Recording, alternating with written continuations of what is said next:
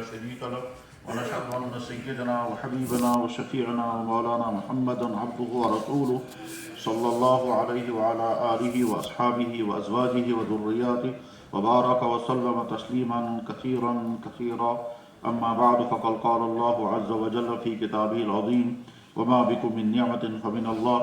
وقال الله عز وجل يا أيها الناس اذكروا نعمة الله عليكم. وقال الله عز وجل يا أيها الذين آمنوا اذكروا نعمة الله عليكم. وقال الله عز وجل إن الإنسان لربه لكنود. وقال الله عز وجل قليل من عبادي الشكور. وقال الله عز وجل ولتكن منكم أمة يدعون إلى الخير ويأمرون بالمعروف وينهون عن المنكر. وقال الله عز وجل ومن أحسن قولا ممن دعا إلى الله وعمل صالحا وقال إنني من المسلمين. صدق الله مولانا العظيم وصدق رسوله النبي الكريم ونحن على ذلك لمن الشاهدين والشاكرين الحمد لله رب العالمين. يا رب صل وسلم دائما أبدا على حبيبك خير الخلق كلهم. محترم بزرگوں اور دوستو، اللہ جل شانہ نے ہمارے ساتھ بے انتہا کرم کا معاملہ فرمایا ہے. پہلا بہت بڑا احسان فرمایا کہ ایمان کی دولت عطا کی، اور وہ ایمان کی دولت بھی عطا کی ہماری کسی بھی محنت کے بغیر. محنت مختلف طرح سے ہوتی ہے، درخواست دی جاتی ہے، مطالبہ کیا جاتا ہے، گزارش کی جاتی ہے، دباؤ بنا سکتے ہیں، لیکن ان میں سے کوئی بھی چیز انسان کے بس میں نہیں ہے. اللہ جل شانہ کے مقابلے میں اللہ جل شانہ ایمان عطا کرتے ہیں، لیکن کبھی قربانی لیتے ہیں پھر ایمان عطا کرتے ہیں، اور وہ قربانی قسم قسم کی ہوتی ہے. صحابہ کرام کی زندگی سے لے کر آج تک ایمان کی طرف سفر کرنے والوں کو قربانی دینی پڑتی ہے، لیکن اللہ نے ہم کو ایمان کی دولت عطا فرمائی، کوئی قربانی نہیں دی. آج بھی جب کوئی آدمی ایمان کی طرف آتا ہے تو نہ جانے کیا کیا قربانیاں دینی پڑتی ہیں، لیکن اللہ نے ہم سے کوئی قربانی نہیں دی. قرآن کریم میں اللہ تعالیٰ شانہ اپنا ضابطہ بھی کہہ سکتے ہیں اور اپنی منشا بھی کہہ سکتے ہیں. یہ بیان کرتے ہیں لوگوں تم نے کیا سمجھا ہے، میں تمہیں ایمان دوں گا اور آزمائش نہیں ڈالوں گا، ضرور آزمائش ڈالوں گا. پہلوں کو بھی میں نے آزمایا ہے، تم کو بھی آزمائش میں ڈالوں گا.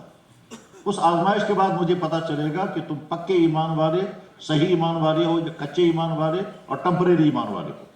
احسب الناس ان یترکوا ان یقولوا آمنا وهم لا یفتنون. لوگوں نے کیا گمان کر رکھا ہے؟ ان یقولوا آمنا، وہ کہیں گے ہم نے ایمان لایا اور پھر مصیبت نہیں آئے گی. وَلَقَدْ فَتَنَّا الَّذِينَ مِن قَبْلِهِمْ فَلَيَعْلَمَنَّ اللَّهُ الَّذِينَ صَدَقُوا وَلَيَعْلَمَنَّ الْكَاذِبِينَ. میں نے پہلوں کو بھی جب ایمان عطا کیا تو پہلے مصیبتوں میں ڈالا، آزمائشوں میں ڈالا، امتحانات آئے، ظلم سہنے پڑے، اس کے بعد جب جمے ہیں تو ایمان پر جمے.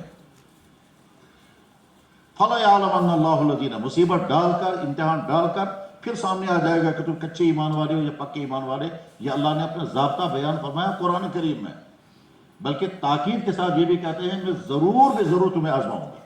وَلَنَبْلُوَنَّكُمْ بِشَيْءٍ مِّنَ الْخَوْفِ وَالْجُوعِ وَنَقْصٍ مِّنَ الْأَمْوَالِ وَالْأَنفُسِ وَالثَّمَرَاتِ. یہ اللہ کا ضابطہ ہے، لیکن اس ضابطے کے باوجود اللہ کا معاملہ ہمارے ساتھ یہ ہے کہ ہم کو نہ ایمان قبول کرنے میں کوئی مصیبت پیش آئی، نہ ایمان پر جمنے میں کوئی امتحان دینا پڑا، اور نہ کبھی ایسے حالات سامنے آئے کہ ہمیں سوچنا پڑے کہ اب ایمان پر رہیں یا کسی اور راستے کی طرف جائیں. ایسے امتحان سے بھی اللہ نے اب تک بچایا رکھا ہے، اور یہ بات سمجھ میں نہیں آ سکتی تب تک جب تک وہ امتحان نہ آ جائے. ایک ایمان والا کسی جگہ پر ہے اور وہاں سے مطالبہ ہو رہا ہے یہ کام کرو، اور اس کام کے نتیجے میں اس کا ایمان چھن جائے گا. ٹھیک ہے، تو اس کے لیے امتحان آ گیا، اب کیا کروں گا؟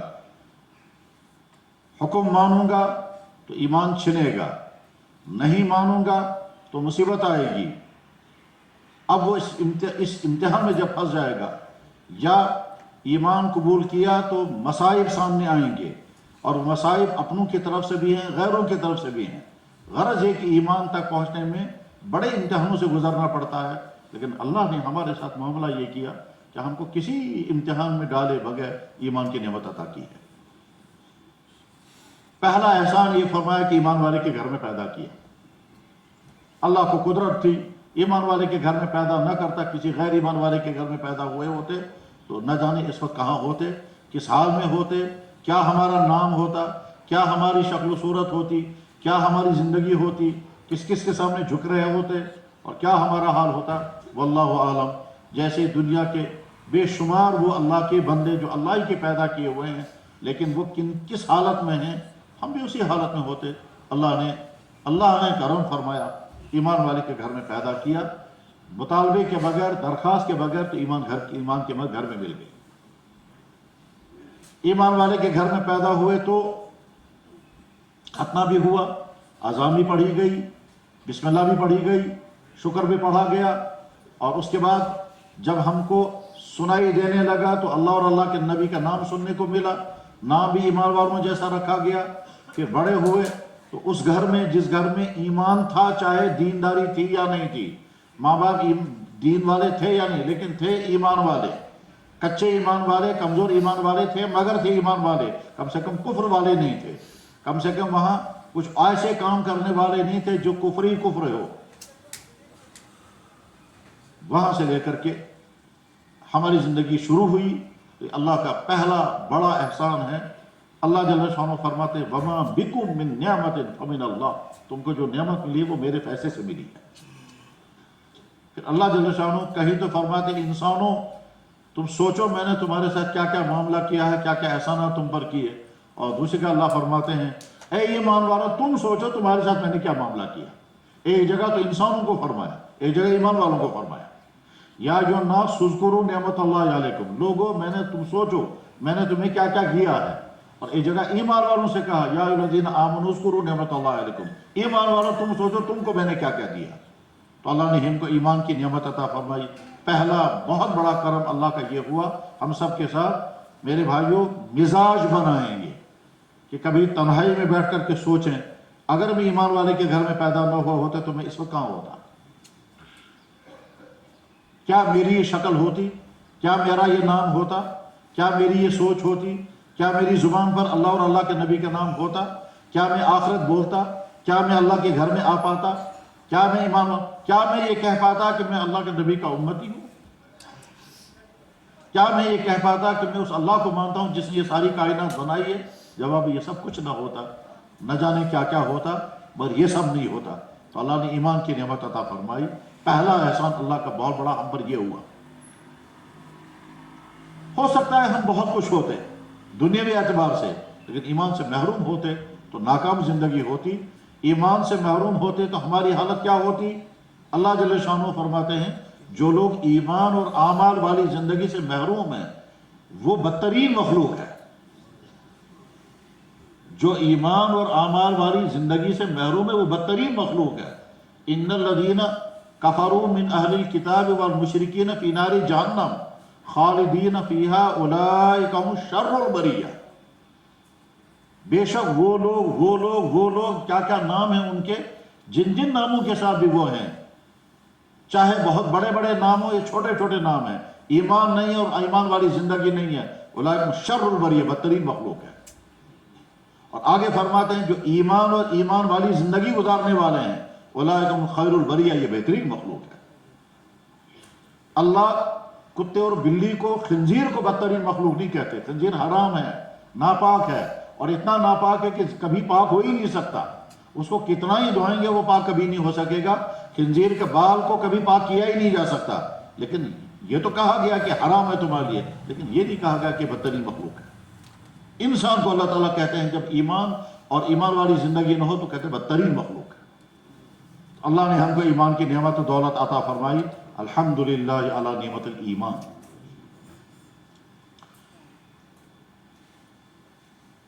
صحابہ کرام کا ایک اہم ترین قبیلہ بنو تمیم، وہ حضور کی خدمت میں حاضر ہوا، اور اس وقت بہت سارے واقعات پیش آئے۔ ان واقعات میں سے ایک واقعہ یہ پیش آیا، ان میں سے کسی شخص نے یہ کہہ دیا کہ یا رسول اللہ ہمارا آپ پر احسان ہے، ہم نے آپ کا دین قبول کر لیا۔ تو اللہ کے نبی علیہ السلام نے کوئی بات جواب نہیں فرمائی، انہوں نے وہاں احسان جتلایا اور یہ کہہ کر کے کہ ہماری آپ پر منت ہے، ہم نے آپ کا دین قبول کر لیا، یہ کہہ کر کے وہ کیا کہنا چاہتے تھے آگے اس سے بحث نہیں ہے، لیکن بہرحال انہوں نے یہ جملہ بولا تو اللہ جل شانہ کی طرف سے آیت آئی جس میں اللہ فرماتے ہیں یمنون علیک، انہوں نے آپ پر احسان جتلایا، ان اسلموا، کہ انہوں نے آپ کا دین قبول کر لیا۔ آپ جواب میں کہتے ہیں لا تمنوا علیہ، مجھ پر تمہارا کوئی احسان نہیں ہے، بل اللہ یمن علیکم ان ہداکم للایمان، اللہ کا تم پر احسان ہے کہ تم کو ایمان کی دولت عطا کی۔ تو اللہ کا ہم پر احسان ہے کہ ایمان کی دولت ہم کو عطا ہوئی ہے، نصیب ہوئی ہے، نہ ہمیں کچھ سوچنا پڑا، نہ ہمیں سفر کرنا پڑا، نہ کوئی ظلم سہنا پڑا، نہ ایک گھر سے نکل کر دوسرے گھر میں آنا پڑا، نہ ہمیں کتابیں پڑھنی پڑی، نہ ہمیں ان مخالفتوں کا سامنا کرنا پڑا جو مخالفتیں لازماً ہوتی ہیں جب آدمی کفر سے نکل کر ایمان کی طرف آتا ہے، اور ہر زمانے میں وہ ہوتا ہے۔ اس زمانے میں بھی ہوتا ہے جب لوگوں کو اجازت ہے جو چاہے راستہ اختیار کرو، اس زمانے میں بھی ایمان کی طرف سفر کریں گے تو مشکلات آتی ہیں، لیکن اللہ نے ہم کو مشکلات کے بغیر ایمان کی دولت عطا کی۔ اس کے بعد دوسرا بڑا احسان ہم پر جو بہت بڑا احسان کیا ہے وہ دعوت کی حق محنت کے ساتھ ہم کو جوڑا ہے۔ ہر دعوت والا جڑا ہوا آدمی سوچے اگر میں دعوت کے ساتھ نہ جڑا ہوا ہوتا تو میری حالت کیا ہوتی۔ جو آدمی جہاں ہے، جو آدمی جس شعبے زندگی کے ساتھ ہے، وہ سوچے اگر میں دعوت کے ساتھ نہ ہوتا تو میں اس حالت میں نہیں ہوتا، نہ ہماری سنتوں والی شکلیں ہوتی، نہ ہماری زبان پر ذکر اللہ ہوتا، نہ ہمارے دماغ میں امت کی بے دینی کا غم ہوتا، نہ ہم دین کے لیے سفر کرنے والے ہوتے، نہ ہم دین کے مشوروں میں بیٹھتے۔ یہ سارا جو دعوت کے ماحول میں ہوا کرتا ہے یہ سارا نہیں ہوتا۔ کیا ہوتا ہے دعوت کے ماحول میں؟ ہمارا دماغ میں دین کے لیے خرچ ہوتا ہے، ہماری آنکھیں میں دین کے لیے استعمال ہوتی ہیں، ہماری سوچیں میں دین کے لیے لگتی ہیں، ہمارا سفر میں دین کے لیے ہوتے ہیں، اور یہ سب کچھ نبیوں کے طریقے کے مطابق۔ نبیوں کا طریقہ کیا ہے؟ کوئی پیمنٹ نہیں لینی ہے، کوئی فیس نہیں لینی ہے، دنیا کے ہر کام میں مطالبہ کیا جاتا ہے آپ ہمیں کیا دو گے تب ہم آپ کا کام کریں گے۔ وکیل فیس لے گا، ڈاکٹر فیس لے گا، پڑھانے والا فیس لے گا، ٹیوشن پڑھنے والا ٹیوشن لے گا، مزدوری کرنے والا کام کرے گا تو پیسہ مانگے گا۔ دعوت و تبلیغ کی محنت وہ محنت ہے جو نبیوں کے نہج پہ ہے۔ لا اسألکم علیہ اجرا، بے غرض ہو کر کے امت کے سامنے جانا، اپنی جان اپنا مال لے کر اپنا وقت لے کر کے جانا۔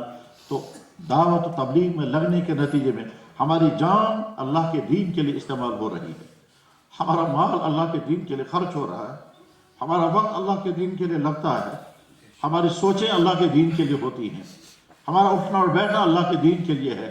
اس میں ہماری کوتاہیاں بہت ہو سکتی ہیں لیکن اللہ نے تو ہم کو کام کے ساتھ جوڑا، تو اس پہ کتنا شکر پڑنا چاہیے۔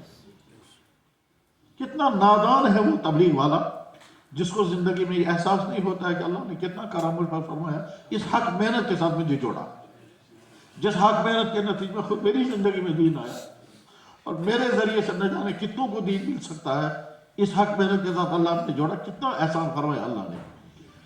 اللہ تعالیٰ فرماتے ہیں میرے بندے کتنے ناشکرے ہیں، قلیل من عبادی الشکور، میرے بندوں میں اکثر ناشکر ہے۔ ان الانسان لربہ لکنود، یہ انسان کتنا اپنے رب کا ناشکر ہے۔ گلا کرتے ہوئے اللہ کہتے ہیں قلیل، بہت کم ہے جو سوچتے ہیں میرے بندے کہ میں نے ان کو کیا کیا دیا ہے۔ اور یہ بھی فرماتے ہیں تم میری نعمتوں کو شمار کرنے بیٹھو گے کہاں کر سکو گے، لیکن کم سے کم اس نعمت کو تو سوچو کہ میں نے تمہارے ساتھ کیا معاملہ کیا ہے، کس طرح میں نے تم کو اپنے دین کس کام کے ساتھ جوڑا۔ تمہارے جیبوں میں پیسہ ہے یہ تو کہیں نہ کہیں خرچ ہونا تھا، تمہارا دماغ ہے یہ کہیں نہ کہیں تو لگنا تھا، تم بولنا جانتے ہو تمہیں کچھ نہ کچھ تو بولنا تھا، لیکن میں نے تمہارا بولنا استعمال کیا اپنے دین کے لیے، تمہارا چلنا استعمال کیا اپنے دین کے لیے، تمہارا پیسہ استعمال کیا میں نے اپنے دین کے لیے، تمہاری جان لگ رہی ہے میرے دین کے لیے، تمہاری ہر چیز میرے دین کے لیے لگ رہی ہے، یہ میں نے تم پر کرم فرمایا ہے۔ اللہ جل شانہ چاہتے ہیں تو جانوروں سے کام لیتے ہیں، اور جب فیصلہ نہیں فرماتے ہیں تو نبیوں کی اولادوں کو محروم کر دیتے ہیں۔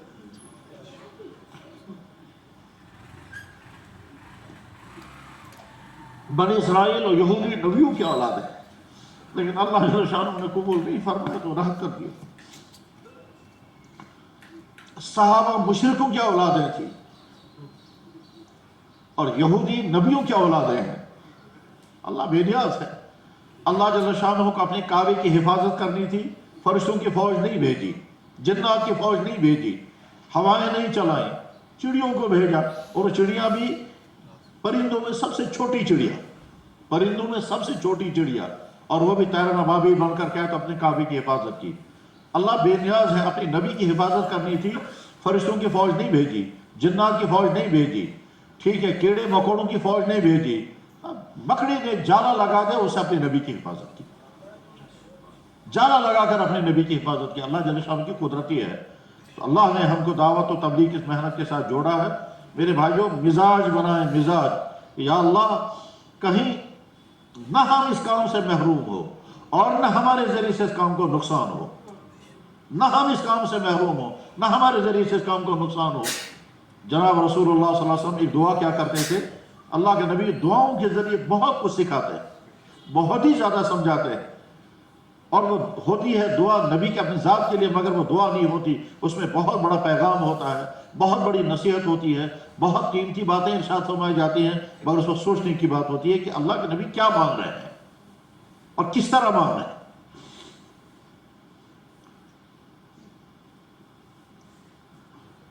جب اللہ کے نبی صلی اللہ علیہ وسلم نے یہ دعا فرمائی، یا اللہ میں سستی سے پناہ چاہتا ہوں، تو اللہ کے نبی کہاں سستی کر رہے تھے؟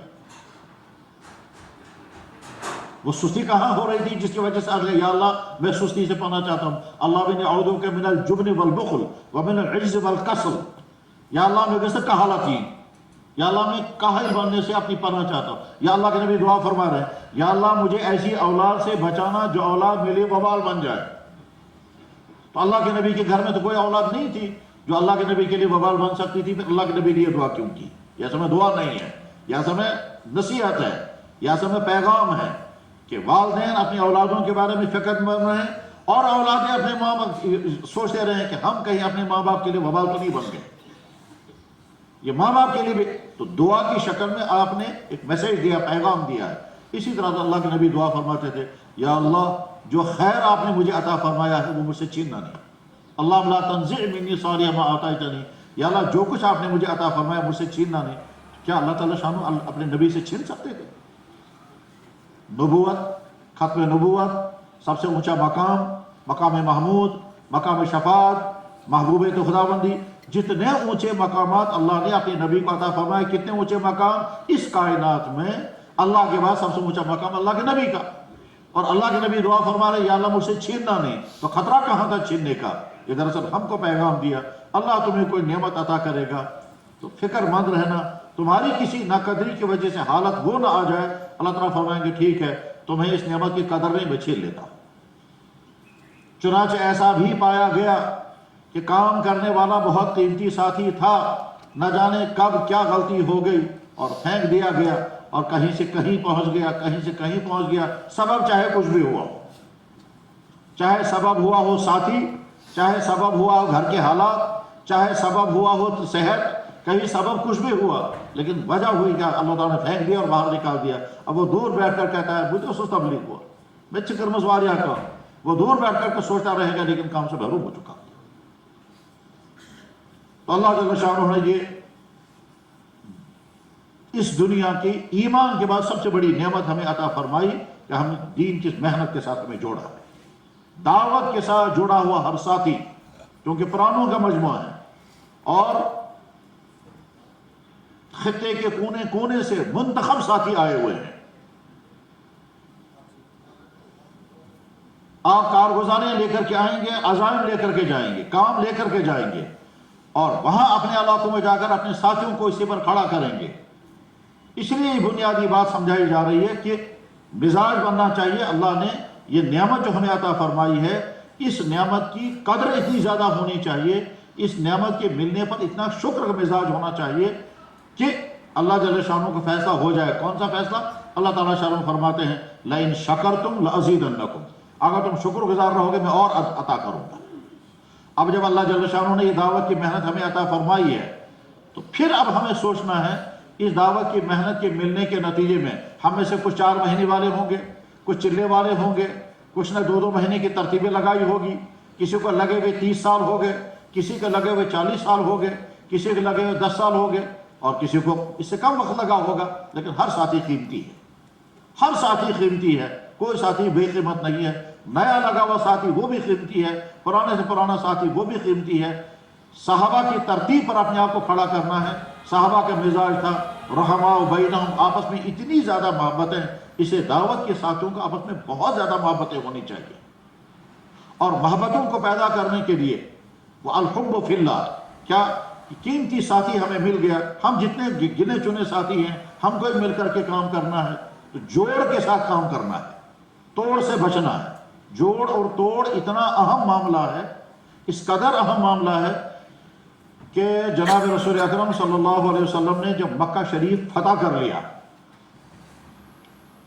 کعبہ شریف کفار کا بنایا ہوا تھا، اور کفار مکہ نے جب کعبہ بنایا تھا اس وقت اللہ کے نبی علیہ السلام موجود تھے، مگر نبوت کا اظہار نہیں ہوا تھا ابھی۔ آپ کی نبوت 40 سال کی عمر میں ظاہر ہوئی ہے، 40 سال کی عمر میں آپ نے نبوت کا اعلان کیا۔ 40 سال سے پہلے عمر تھی جب خانہ کعبہ کی تعمیر ہوئی، اور اس خانہ کعبہ کی تعمیر میں اللہ کے نبی خود شامل رہے۔ وہ جو واقعہ سنا ہوگا یا پڑھا ہوگا کہ حجر اسود اٹھا کر آپ نے رکھا تھا، یہ وہی واقعہ ہے۔ کفار مکہ نے اس وقت جب خانہ کعبہ بنایا تو ابراہیم علیہ السلام کے نہج سے ہٹا دیا۔ ابراہیم علیہ السلام نے جس طرح سے خانہ کعبہ بنا تو اس میں تھوڑی تبدیلی کر دی، اور وہ کئی قسم کی تبدیلیاں انہوں نے کی، اور اللہ کے نبی علیہ السلام اس میں شامل تھے۔ حضور کا مشورہ نہیں تھا، مگر کفار کے جو اس زمانے میں بڑے بڑے ذمہ دار تھے، ان ذمہ داروں نے کہا ہم خانہ کعبہ ایسا بنائیں گے، اور وہ ابراہیم علیہ السلام کے نہج سے ہٹا ہوا کعبہ تھا۔ تو بہت بڑا معاملہ ہو گیا یہ کہ ابراہیم علیہ السلام کا بنایا ہوا کعبہ جو کئی ہزار سال سے تھا، اس نہج سے کعبہ ہٹا دیا گیا۔ بہرحال کعبہ تعمیر ہو گیا۔ پھر اللہ کے نبی کو نبوت عطا ہوئی۔ پھر 13 سال اللہ کے نبی نے مدینہ مکہ مکرمہ میں کام کیا، پھر یہاں سے ہجرت کر کے مدینہ طیبہ تشریف لائے، 10 سال وہاں محنت کی۔ 10 سال محنت کے بعد پھر جب مکہ مکرمہ 8ویں سال فتح ہوا ہے، اس وقت اب خانہ کعبہ حضور کے قبضے میں آ گیا۔ اب اللہ کے نبی کے لیے موقع تھا کہ وہ کعبہ جو ابراہیم علیہ السلام کا بنایا ہوا تھا ویسا ہی کعبہ پھر بنائے، اور جو کافروں نے بنایا تھا کعبہ اس میں جو تبدیلی کی تھی اس کو بدل دیں، اور واپس ویسا ہی خانہ کعبہ بنا جیسے ابراہیم علیہ السلام نے بنایا تھا۔ مگر حضور نے سوچا کہ اگر میں یہ خانہ کعبہ توڑ دوں گا اور نیا خانہ کعبہ بناؤں گا تو کہیں ایسا نہ ہو کہ امت میں توڑ ہو جائے۔ اور توڑ کیسے ہو جائے گا؟ جو یہ ابھی مسلمان ہوئے مکے والے، یہ ریئیکٹ کریں گے، یہ ناراض ہو جائیں گے، یہ کہنے لگیں کہ ہمارا بنا ہوا کعبہ ان کو پسند کیوں نہیں تھا، اور اس کے نتیجے میں یہ جو دین کے قریب آ گئے ہیں، ایمان قبول کر لیا، نئے نئے مسلمان ہوئے ہیں، تو ایسا نہ یہ واپس نکل جائے، اور واپس نکل جائے تو ٹکراؤ شروع ہو جائے گا۔ میرے صحابہ کہیں گے اچھا ہو گیا یہ خانہ کعبہ رکھنا ہی نہیں تھا۔ کیوں نہیں رکھنا تھا؟ اس لیے کہ تو ابراہیم کے نہج میں تھا ہی نہیں، اور وہ لوگ کہیں گے کہ ہمارے باپ داداؤں کا بنا ہوا اور ہم اس میں شامل تھے، اور ہم نے جو کچھ فیصلہ کیا تھا اس کو کیوں بدل دیا گیا؟ تو اللہ کے نبی نے سوچا کہ یہ جو توڑ ہو جائے گا پرانوں میں نئےوں میں، اس توڑ کی وجہ سے میرا کام رک جائے گا۔ آپ نے فرمایا اسی کعبے کو رہنے دو، میرا جی چاہتا تھا ویسا بناؤں گا، مگر عائشہ تیری یہ قوم ابھی مسلمان ہوئی ہے، میری امت تو توڑ ہو جائے گا، اس لیے اسی خانے کا رہنے دو۔ اسی کعبے میں اللہ کے نبی علیہ السلام نے طواف کیے، اسی خانہ کعبہ میں صدیق اکبر نے زندگی گزاری، وہی کعبہ رہا، فاروق خلافت راشدہ کے پورے زمانے میں وہی کافروں کا بنا ہوا کعبہ رہا۔ اور اللہ کے نبی علیہ السلام نے بھی یہی فرمایا کہ لولا ان قوم حدثاب قوم بکفرہم، عائشہ اگر یہ نئے لوگ مسلمان نہ ہوئے ہوتے، اگر یہ پہلے مسلمان ہوتے جیسے صدیق اکبر و فاروق اعظم ہیں، وہ پختہ مسلمان بن چکے ہیں، اب ان کے دلوں میں ان کی چیزوں کی محبتیں ختم ہو گئی ہے، تو میں اس کعبے کو گرا دیتا اور نیا کعبہ لبنیت الکعبۃ علی، میں خانہ کعبہ کو بناتا ابراہیم کے نہج پر۔ ابراہیم علیہ السلام نے جیسا کعبہ بنایا تھا میں ویسا ہی کعبہ بناتا، مگر یہ ویسا نہیں ہے۔ تو اب سوال ہے، اللہ کے نبی علیہ السلام ایک طرف سے کہہ رہے ہیں کہ خانہ کعبہ جو ہے وہ نبی کے ابراہیم علیہ السلام کے نہج پر نہیں ہے، اور پھر اسی کو رہنے دیا صرف اس لیے کہ امت میں توڑ نہ ہو جائے۔ اور اس توڑ تو بس جہاں سے مزاج ہم کو سمجھنا ہے کہ علاقوں میں پرانے ساتھی جڑ کر کے کام کریں، اور اس قدر جوڑ آپ میں رہنا چاہیے کہ اپنے سگے بھائیوں کی محبتیں اتنی نہیں جتنے ساتھیوں کی محبتیں ہیں، اور ساتھیوں کی قدر تب آتی ہے جب ساتھی چلا جاتا ہے، پھر یاد آتا ہے یار وہ ساتھی کتنا قربانیوں والا تھا۔ میرے بھائیوں، قربانی والے ساتھی کی قربانی کی قدر کریں، کمیاں تو ہر ایک کے اندر ہوں گی۔ اگر ہم یہ چاہیں گے کہ سارے سارے اکابرین جیسے ہوں اور ساری صفات والے ہوں نہیں ہوگا، جیسے ساتھی ہیں ایسے ساتھیوں کے ساتھ مل کر کے کام کرنا ہے۔ البتہ توڑ کی جتنی چیزیں ساتھیوں میں ہوتی ہیں ان سے اپنے آپ کو بچانا ہے، چاہے وہ مشوروں میں ہوں، چاہے وہ کام کے، چاہے وہ ملاقاتوں میں ہوں، چاہے وہ بیانات میں ہوں، چاہے جہاں بھی ہو، توڑ کی ہر چیز سے اپنے آپ کو بچانا ہے۔ اور اس میں صحابہ کے مزاج، قرآن کریم میں اللہ تعالیٰ نے صحابہ کے مزاج کیا فرمایا؟ رحماء بینہم، وہ آپس میں ایک دوسرے کے ساتھ رحم کا معاملہ کرنے والے تھے، یعنی غلطی ہو گئی تو ٹکراؤ نہیں ہوگا، غلطی ہو گئی تو تنقیدیں نہیں ہوں گی، برا بھلا نہیں کہا جائے۔ اللہ اکبر، ہم پڑھتے ہیں صحابہ کرام کا کیسا مزاج تھا۔ حضرت عبداللہ بن عمر رضی اللہ عنہ نے مسئلہ بیان کیا اور وہ مسئلہ اتباع سے غلط ہو گیا۔ حضرت عائشہ صدیقہ رضی اللہ عنہ کے بعد اطلاع پہنچی، اب حضرت عائشہ رضی اللہ عنہ کو کہنا ہے کہ عبداللہ بن عمر سے غلط مسئلہ بیان کیا، لیکن یوں نہیں کہا، فرمایا تعظیم کے ساتھ، احترام کے ساتھ نام لیا، احترام کے ساتھ نام لیا، فرمایا ما بالو ابی عبد الرحمن کا معاملہ کیا ہو گیا؟ وہ یوں مسئلہ بیان کر رہے ہیں حالانکہ مسئلہ ایسے ہے، یعنی احترام برقرار رکھا عظمت کے ساتھ۔ اور جب حضرت عبداللہ بن عمر رضی اللہ عنہ کو پتہ چل گیا کہ حضرت عائشہ نے میرے بیان کیے ہوئے مسئلے کے متعلق یہ فرمایا ہے، تو چونکہ بہت محبت اور احترام کے ساتھ فرمایا تھا اس لیے ناراض نہیں ہوئے، شکریہ ادا کیا۔ لیکن اس کے مقابلے میں اگر طنز کرتی، یعنی حضرت عائشہ رضی اللہ عنہ اگر کہتی ان کو کیا ہو گیا، ان کو مسئلہ غلط ہو گیا ہے، عبداللہ بن عمر حضرت عمر کے صاحبزادے اور عام انسان نہیں، بہت بڑی شخصیت تھی، مگر کسی مسئلے میں ان کی رائے کچھ اور تھی۔ بیان کرتے ہوئے انہوں نے کہا کہ اللہ کے نبی نے 4 عمرے کیے ہیں، اللہ کے نبی نے 4 عمرے کیے ہیں، اور ایک عمرہ حضرت نبی علیہ السلام نے رجب کے مہینے میں کیا تھا۔ تو حضرت عائشہ صدیقہ رضی اللہ عنہ نے فرمایا ابو عبد الرحمن کو کیا بات ہو گئی؟ وہ تو اللہ کے نبی کے ہر عمرے میں شامل تھے، رجب کے مہینے میں کوئی عمرہ نہیں کیا، سارے عمرے اللہ کے نبی نے ذوالقعدہ کے مہینے میں کیے ہیں، وہ تو خود عمرے میں شامل تھے، ان کو شاید بھول ہو گئے۔ تو وہاں کہتے اتنی محبت کے ساتھ، اتنے میٹھے انداز میں انہوں نے بات کی کہ حضرت عبداللہ بن عمر رضی اللہ عنہ کو ناگواری نہیں ہوئی، کیونکہ انہوں نے بہت محبت کے ساتھ۔ تو ساتھیوں کا مزاج ہونا چاہیے ایک دوسرے کا احترام ہو، ایک دوسرے کی عزت ہو، ایک دوسرے کے مشوروں کی قدر کریں، اور کام کے ساتھیوں کو کام دیں۔ اس کے ساتھ ساتھ یہ بھی بہت زیادہ ضروری ہے کہ ساتھی محنت کریں اس بات پر کہ نئے ساتھی جڑنے چاہیے۔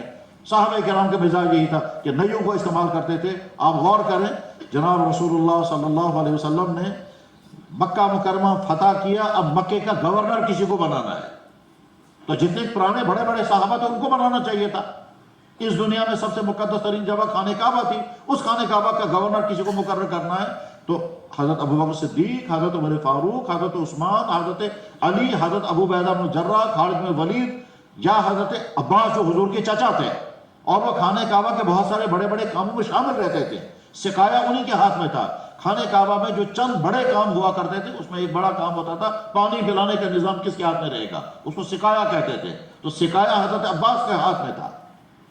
اور عرب کے لوگ بڑا فخر سمجھتے تھے جس کے ہاتھ میں یہ ڈپارٹمنٹ ہوگا، زمزم کا پانی پلانے کا ڈپارٹمنٹ جس کے ہاتھ میں ہوگا۔ قرآن کریم نے اس کو بیان کیا، اجعلتم سقایۃ الحاج۔ عرب کے لوگ کہتے تھے، عرب کے لوگ کافر کبھی کہتے تھے ہم کو کہتے گمراہ، ہم تو حاجوں کو زمزم کا پانی پلاتے ہیں۔ تو سقایا بہت اہم ترین کام تھا، اور وہ کام حضرت عباس کے ہاتھ میں تھا، اور خصوصی طور پر ان کے ہاتھ میں وہ ڈپارٹمنٹ تھا۔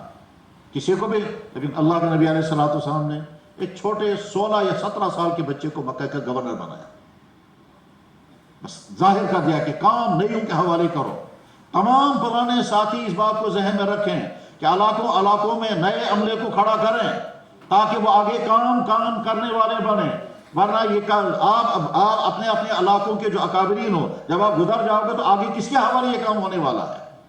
اس لیے زیادہ سے زیادہ نئیوں کو کھڑا کریں اور ان کو کام سکھائیں، بیانات کرائیں، مشورے کرائیں، ان کو تربیت کریں، اور تربیت بھی کریں محبت کے ساتھ، طنز کے ساتھ نہیں، تنقیدوں کے ساتھ نہیں، برا بھلا کہہ کر کے نہیں، ڈانٹ ڈپٹ کہہ کر کے نہیں، عزت ریزی کر کے نہیں، حوصلہ افزائی کر کے ان کو اپنے کاموں کے ساتھ جوڑیں۔ تو نتیجے میں کیا ہوگا؟ افراد تیار ہوں گے۔ افراد تیار ہیں، نئے ساتھیوں میں صلاحیتوں کو ڈھونڈیں، کس ساتھی کے اندر کیا صلاحیت ہے، کس میں مشورہ کرانے کی صلاحیت ہے، کس میں بیان کرنے کی صلاحیت ہے، کس میں کیا خوبیوں کو استعمال کریں۔ اور کسی بھی محنت کے کام، کسی بھی دین کے کام کے لیے ایک بہت اہم ترین مسئلہ یہ ہوتا ہے کہ کس کے اندر کیا صلاحیت، اس صلاحیت کو استعمال کریں گے۔ جناب رسول اللہ صلی اللہ علیہ وسلم نے ایک صلاحیت والے کو استعمال فرمایا، ابو ہریرہ، حدیثوں میں حافظ، مقابلے میں خالد بن ولید ہیں، حدیث کچھ نہیں جانتے، وہ دوسرے میدان کے ماہر تھے. اللہ کے نبی نے ان کو اس کام کے لیے استعمال فرمایا، اس کام کو اس کام کے لیے استعمال فرمایا. اس میں تو اللہ کے نبی علیہ السلام اتنی باریکیوں پر نظر رکھتے تھے. جناب رسول اللہ صلی اللہ علیہ وسلم کو دعوت کا خط بھیجنا ہے مختلف بادشاہوں کے نام، تو کس آدمی کے ہاتھ بھیجیں گے؟ تو اس میں غور کیا آپ نے، کس آدمی کا، کون آدمی مناسب رہے گا؟ حبشہ کے بادشاہ کے نام دعوت کا خط بھیجنا ہے. اب صحابہ سارے موجود ہیں، کسی بھی صحابی کو روانہ کر سکتے ہیں. آپ نے بہت سوچا تو عمرو ابن امیہ زمری کو، ایک صحابی کو، ان کو منتخب فرمایا. بہت سارے صحابہ کو تعجب بھی ہوا کہ حبشہ اس سے پہلے فلانے صحابی جا چکے ہیں، فلانے صحابی جا چکے ہیں. حضرت عثمان وہاں ہجرت کر کے رہے ہیں، حضرت عثمان نے بھی وہاں وقت گزارا ہے، عبداللہ بن مسعود نے وہاں وقت گزارا ہے. اتنے صحابہ جو یمن میں، جہاں حبشہ میں رہ چکے ہیں، ان صحابہ کے بجائے اس غیر معروف صحابی کو کیوں بھیج رہے ہیں، جس کا نام ہی کہیں نہیں آتا ہے، اس صحابی کو کیوں بھیج رہے ہیں؟ لیکن صحابہ کو سمجھ میں نہیں آیا. بعد میں پتہ چلا کہ ایک زمانہ گزرا تھا، حبشے کا وہ بادشاہ، اس کے حالات وہاں خراب ہو گئے تھے اور اس کی جان کو خطرہ ہو گیا تو وہاں سے نکل کر کے بھاگا. عمرو بن امیہ زمری کے خاندان کے ہاں اس کو پناہ ملی تھی. وہ جو اس کے خاندان میں اس کے ہاں پناہ ملی تھی، اللہ کے نبی نے سوچا اسی خاندان کا آدمی میں بھیجوں گا تاکہ اس کو سمجھ میں آ جائے کہ دیکھو یہ اس خاندان کا آدمی آیا ہے جس خاندان میں مجھے پناہ دی تھی اور میں کتنے عرصے تک اس خاندان میں اپنی جان بچا کر کے رہا تھا. وہ آتے ہی پہلے اس کا احترام کرے گا، بھائی تم تو اس خاندان کے آدمی ہو. اب صحابوں کو پتہ چلا اللہ کے نبی علیہ السلام نے کس حکمت کو ذہن میں رکھا ہے. چلو جو ہے عمرو بن امیہ زمری گئے، بادشاہ نے پتہ چلا عمرو بن امیہ زمری فلانے خاندان کا آدمی آیا. اس نے پورا استقبال کرنے کے لیے آدمی بھیجے، بھائی فلاں آدمی آ رہا ہے، تم کو پتا ہے اس کے گھر میں ان کے گھر میں میں اتنے عرصے تک رہا ہوں، انہوں نے میری جان بچائی ہے. اور اس کے بعد پھر اب ظاہر ہے جب یہ رویہ ہوگا، استقبال کا رویہ ہوگا، اس کے بعد جب انہوں نے خط پیش کیا ہے اس نے آنکھوں سے خط لگایا. اللہ کے نبی علیہ السلام کا مبارک خط جب پہنچا تو آنکھوں سے لگایا، اور آنکھوں سے لگانے کے بعد اس نے کئی خط لکھے ہیں. بعد میں ایک خط میں اس نے لکھا تھا، میں آپ کی خدمت میں آنے کی کوشش کروں گا، اگر میں آپ کی خدمت میں پہنچنے میں کامیاب ہو گیا تو آپ کے مبارک خف کے اندر، آپ کے مبارک موزے کے اندر پانی ڈال کر کے پیوں گا. یعنی وہ کہیں گے آپ کے نالین مبارک کو پانی میں بھگاؤں گا اور وہ پانی پیوں گا. یہ بادشاہ خط لکھ رہا ہے، نجاشی اس کا نام تھا حبشہ. اور اس سارے کا سبب کیا ہوا؟ سارے کا سبب ایک یہ ہوا کہ اللہ کے نبی علیہ السلام نے اس صحابی کو بھیجا ہے جس صحابی کے اندر ایک خاص کوالٹی تھی. وہ کوالٹی یہ تھی کہ اس کے خاندان نے پناہ دی تھی اس بادشاہ کو. ایک زمانے میں صحابہ کے ذہنوں میں بھی یہ بات نہیں آتی تھی. تو مزاج کیا ہونا چاہیے؟ نئے ساتھیوں کی صلاحیتوں کو ڈھونڈو، نئے افراد کھڑا کریں، خاص طور پر اس طبقے پر محنت کریں جس طبقے پر دین کی محنت بالکل نہیں ہو رہی ہے اور اس طبقے کا ایمان بھی خطرے میں ہے، اور وہ ہے سکولوں اور کالجوں کی ہماری نئی نسل. میرے بھائیوں، وہ ہم امت کا وہ طبقہ جو مدرسوں میں ہے، امت کا وہ طبقہ جو بزنس میں ہے، امت کا وہ طبقہ جو ملازمتوں میں ہے، ان طبقات کو بھی ایمان کے اعتبار سے خطرے ہیں. لیکن سب سے زیادہ خطرہ اس طبقے کو ہے جو ان اداروں میں ہیں جن اداروں میں ایمان کی کوئی بات نہیں ہے، جن اداروں میں ایمان کی بات نہیں، غیر ایمان کی ساری باتیں ہیں. وہ ساری چیزیں وہاں ہو رہی ہیں جس کے نتیجے میں آگے چل کر کے ایمان بھی ختم ہو سکتا ہے. اس طبقے پر محنت کریں اور وہاں سے افراد کھڑے ہو جائیں گے تو ایک طرف سے کام پھیلے گا، دوسری طرف سے افراد ملیں گے اور ان کی صلاحیتوں کا استعمال کریں. اور اس کی مثال خود آپ حضرات ہیں. کوئی محکمہ تعلیم سے جڑا ہوا، کوئی محکمہ میڈیکل سے جڑا ہوا، کوئی بزنس سے جڑا ہوا، کوئی کس طبقے سے جڑا ہوا ہے. اللہ نے جس طرح سے کچھ بھائیوں کو استعمال کیا اور آپ کام کے ساتھ جڑے اور آپ کے ذریعے سے علاقوں میں کام چل رہا ہے، آپ بھی ٹھیک اسی طرح سے آپ محنت کریں گے اپنے جیسے اسی طبقے پر. میڈیکل والے میڈیکل والوں پر محنت کریں، محکمہ تعلیم والے محکمہ تعلیم والوں پر محنت کریں. یعنی امت کا وہ طبقہ کہ جو تعلیمی اداروں میں ہے، جو نوجوانی کی زندگی گزار رہا ہے، اور انہی کی ایمان کو سب زیادہ خطرہ ہے. اور خطرات کہاں تک پہنچے ہیں آج؟ چونکہ معلومات کا زمانہ ہے، سوشل میڈیا کا زمانہ ہے، جو کچھ ہوتا ہے سب سامنے آ رہا ہے. اور یہ بھی ذہن میں رکھ لیں، جتنا سامنے آ رہا ہے حالات اس سے زیادہ خراب ہے. جو پردے کے پیچھے ہے، جو سامنے نہیں ہے، وہ اس سے بھی زیادہ برا ہے. نہ جانے کتنی ایمان والوں کا ایمان ختم ہو رہا ہے، نہ جانے کتنے ایمان والوں کے گھروں کے بچے کفر میں جا رہے ہیں، اور بعضوں کو پتہ بھی ہے اور بعضوں کو پتہ بھی نہیں ہے. بلکہ نوبت یہاں تک بھی آئی کہ جب کہ ایک بھائی سے کہا گیا بھائی تمہاری بیٹی فلاں کفر کے راستے کی طرف جا رہی ہے، اس نے کہا فریڈم ہے، آزادی ہے، اگر اس کو یہی اچھا لگ رہا ہے تو ہمیں کیا اعتراض ہے؟ ایمان والا باپ، ایمان والی ماں یہاں تک کہہ رہی ہے، اور جب اس کو کچھ دعوت والے ساتھی جب سمجھانے کے لیے گئے تو اس کا رویہ ایسا تھا، یہ ڈر گئے، کہنے لگے یہ پتہ نہیں ہمیں کیا کروا دیں گے، کیونکہ یہ وہاں سے کہیں گے کہ ہیراسمنٹ کرنے کے لیے ہم کو آئے ہیں۔ تو جب حالات یہ ہوں، اس صورتحال کے اندر دعوت والے اس طبقے پر محنت کریں، اور محنت کرنے کے نتیجے میں وہ جب کام کے ساتھ جڑیں گے تو کام کے اندر بھی پختگی آئے گی، خود ان کی زندگی میں دین آئے گا۔ بھائیو، دعوت کی ساری محنت کس مقصد کے لیے ہے؟ کہ ہماری زندگی میں دین آئے۔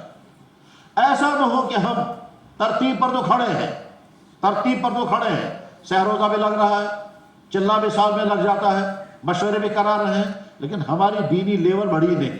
یہ کیسے پتا چلے گا دینی لیول بڑھ رہی ہے یا گھٹ رہی ہے؟ جواب یہ ہے، اگر اعمال ہو رہے ہیں، اگر اخلاق سدھر رہے ہیں، اگر معاملات صحیح ہیں، تو اس کے معنی یہ ہے کہ ہماری دینی لیول بڑھ رہی ہے۔ اگر ہم کبائر گناہ کبیرہ سے بچے ہوئے ہیں تو اس کا مطلب دینی لیول بڑھ رہی ہے۔ ایسا نہ ہو کہ جناب ہم ظاہری شکل کے اعتبار سے تو تبلیغ والے بن گئے، سر پر ٹوپی آ گئی، چہرے پر داڑھی آ گئی، سفید کپڑے پہن لیے اور بس، اور اس کے بعد پھر مشورے بھی ہو رہے ہیں اور سہروزہ بھی لگ رہا ہے، لیکن دینی سطح بلند نہیں ہو رہی ہے۔ دینی سطح بلند ہونے، اللہ کی معرفت، اللہ کا ڈر، اعمال کا شوق، ایک سنت پر عمل کرنے کا مزاج، اور ساتھ میں اپنے گھروں پر محنت۔ بہت سارے ساتھیوں کا معاملہ یہ ہے کہ وہ خود دعوت کے ساتھ جڑے ہوئے ہیں، لیکن گھر کے اندر کام نہیں، ان کے بچوں میں کام نہیں، ان کے بچوں کی تعلیم کا بچے کسی اور رخ پر ہیں اور خود کسی اور رخ پر ہیں۔ اب وہ اس گھر کے اندر صرف ایک فرد ہے، یہ ایک بڑے میاں ہیں جو دعوت کے ساتھ جڑے ہوئے ہیں، آگے ان کی نسل اسے دور ہے۔ دین کی ترتیب کی محنت تو یہ تھی کہ پہلے اپنے گھر سے شروع کرنی ہے، اس لیے اپنے گھروں کے معاملات کو ٹھیک کریں۔ وہ امور جو دعوت میں سمجھائے جاتے ہیں اپنے گھروں میں کرنے کے، گھروں کی تعلیم، گھروں کے اندر مذاکرے، اپنے بچوں کو کام کے ساتھ جوڑنے کی تدبیریں کریں۔ ایسا نہ ہو کہ جناب باپ بہت زیادہ قربانی والا ساتھی ہے اور بیٹا کہتا ہے ان سے ڈیل وتھ، تو میں چلو کام ہی نہیں کیا۔ پرانے ساتھیوں کا معاملہ یہاں تک ہے، ایک ساتھی نے مجھے آ کر کے کہا لگا مجھے بہت بڑا ٹینشن یہ ہے کہ میرے ذریعے سے کتنے بھائی کام کے ساتھ جڑے ہوئے، لیکن میرے بچے کہتے ہیں ان سے ڈیل وتھ۔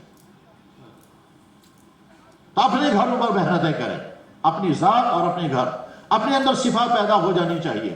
اپنے اندر صفات اگر پیدا نہیں ہو رہی ہیں تو اس کے معنی یہ ہے کہ ہم دوسروں پر تو محنت کر رہے ہیں، خود ہماری حالت بہتر نہیں ہو رہی ہے۔ تو اپنے اعمال کی سطح بڑھنی چاہیے۔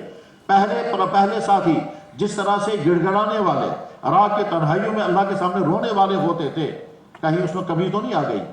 اسی طرح سے پہلے ساتھی جس طرح سے اعمال کرنے والے ہوتے تھے، تلاوت، تسبیح، اعمال جتنے شوق کے ساتھ کرتے تھے، ایک سنت پر عمل کرنے کا مزاج، وہ مزاج کم تو نہیں ہو رہا ہے۔ بار بار دعوت کے ساتھ لگے ہوئے ساتھی یاد رکھیں، یہ کام کی جو ظاہری شکلیں ہیں، یہ ظاہری شکلیں ہیں، اس کے اندر روح جو ہے وہ اعمال ہے۔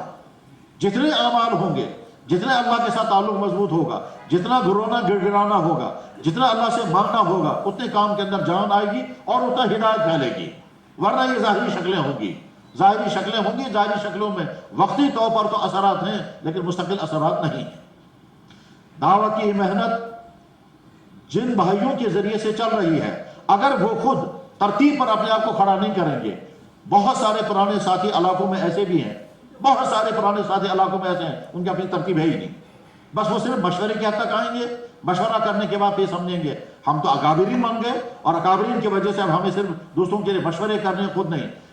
ضرورت اس بات کی ہے کہ پرانے اپنی سہروزہ کی ترتیب خود بنائیں، اور اپنی سہروزہ کی ترتیب خود بنا کر جب نکلیں گے اور اپنے ساتھ نئیوں کو جوڑیں گے، تو جب پرانا ایک ساتھی نکلے گا، نئے ساتھوں کو اپنے ساتھ جوڑے گا تو کام سکھائے گا، کل کو یہی افراد جو ہیں وہ ورنہ کبھی ایسا ہوتا ہے جمع تیار ہے، امیر صاحب ہے ہی نہیں۔ کیوں امیر صاحب نہیں ہے؟ کیونکہ پرانے کام کے ساتھ پرانوں کا کام صرف اتنا ہے، آ کر کے مشورہ کرائیں گے، مشورہ کرنے کے بعد پھر پرانے ہو جائیں گے۔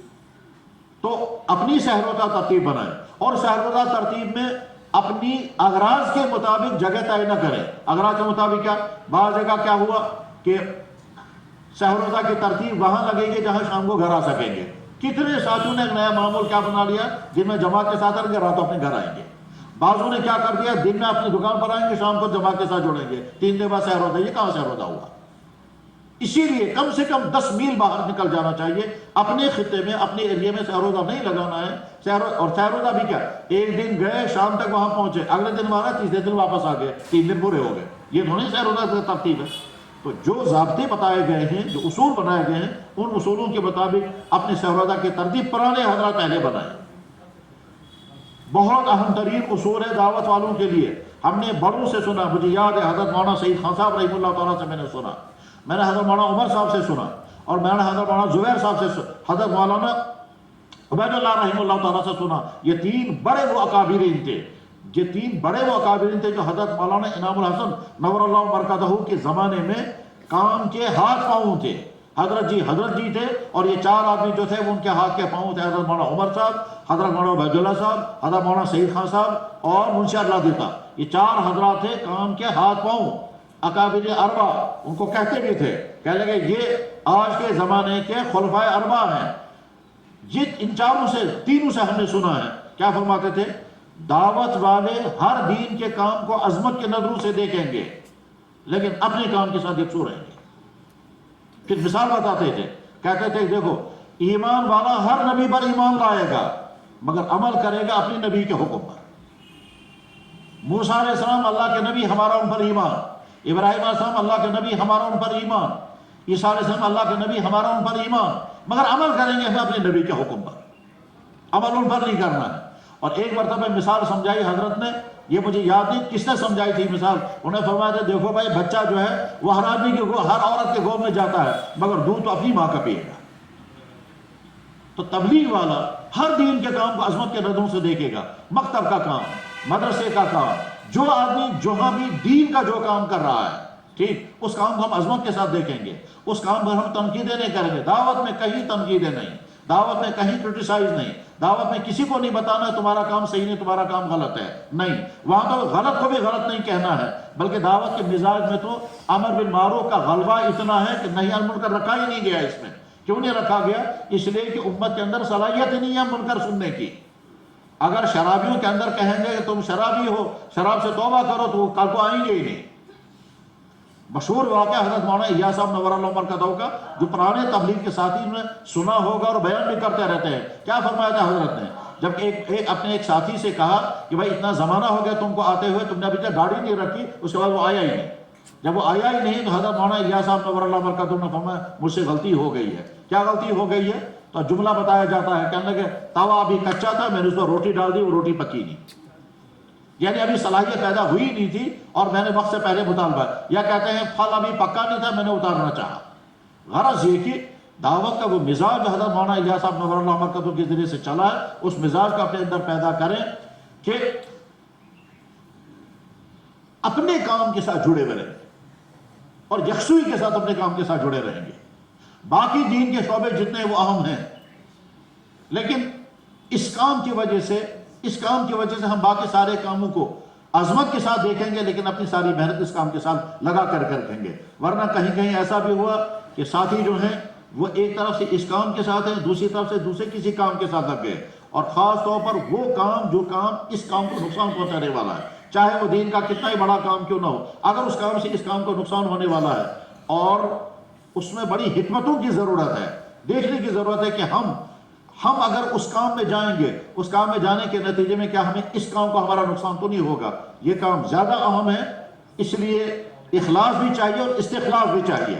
ہم تو خالص تبلیغ کے ساتھ جڑے ہوئے ہیں، ہماری ساری ترتیب قائم رہنی چاہیے، برقرار رہنی چاہیے، تب ہی ہم خالص تبلیغ والے ہوں گے۔ صحابہ کرام میں سے جس صحابی کو اللہ تعالیٰ شانہ نے جو صلاحیت عطا کی تھی، وہ صحابی اسی میدان کے اپنی صلاحیتیں ہیں۔ خالد بن ولید کو الگ میدان کی صلاحیت تھی، ساری زندگی اسی میدان میں رہے۔ ابو ہریرہ رضی اللہ عنہ کو الگ میدان کی صلاحیت تھی، ساری زندگی اسی میدان میں رہے۔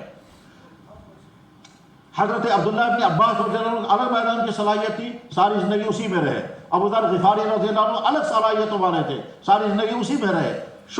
اللہ کے نبی علیہ السلام ایک سمندر ہے، اس سمندر سے نہریں نکلی ہیں، ایک صحابی کا مزاج ایک ہے، وہ اسی کام کے ساتھ رہا، لیکن کبھی نہیں کہتے خالد بن ولید نے ابو ہریرہ کو کبھی نہیں کہا اپنا کام چھوڑ کر میرے ساتھ آؤ، اور ابو ہریرہ نے کبھی خالد بن ولید سے نہیں کہا جس کام کے ساتھ تم اس سے زیادہ کام میرا اہم ہے۔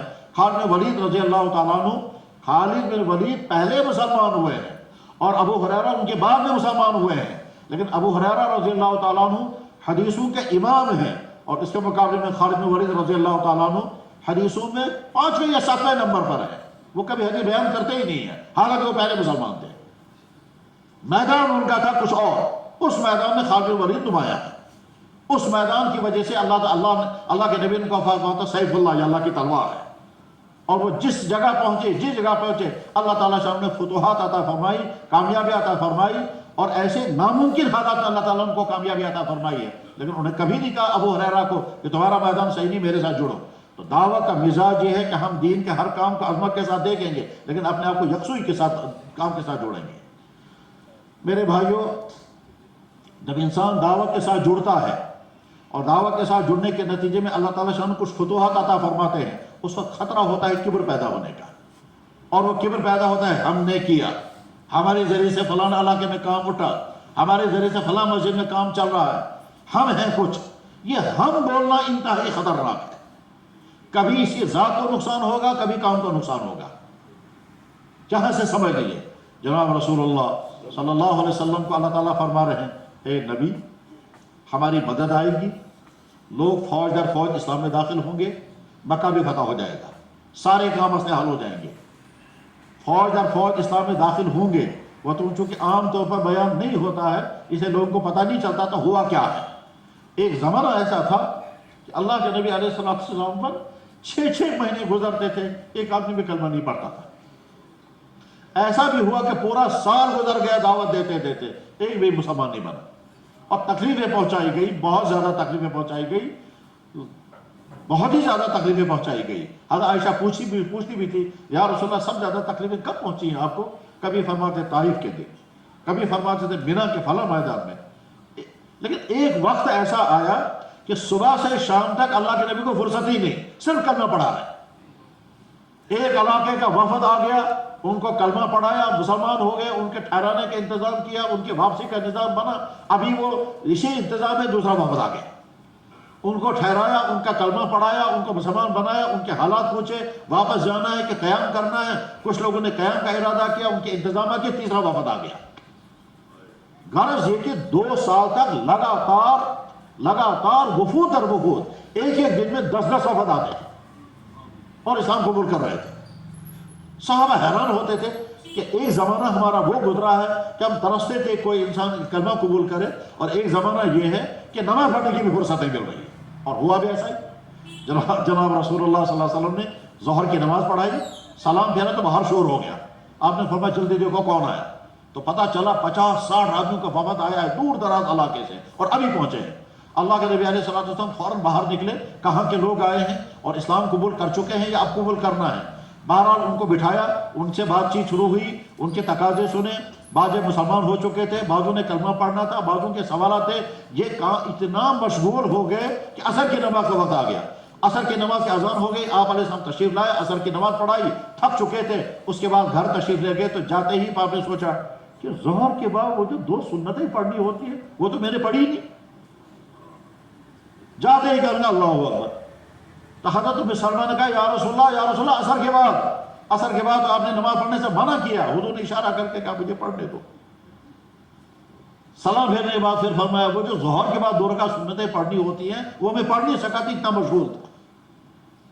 غرض یہ کہ جناب رسول اللہ صلی اللہ علیہ وسلم وفود در وفود آتے گئے اور اسلام پھیلا۔ فتح مکہ سے پہلے چند ہزار، اور فتح مکہ کے بعد پھر اتنی تیزی کے ساتھ اسلام پھیلا کہ 2 سال کے اندر ہزاروں نہیں لاکھوں آدمی مسلمان بن گئے، اور پورے عرب کے اندر اسلام پھیل گیا۔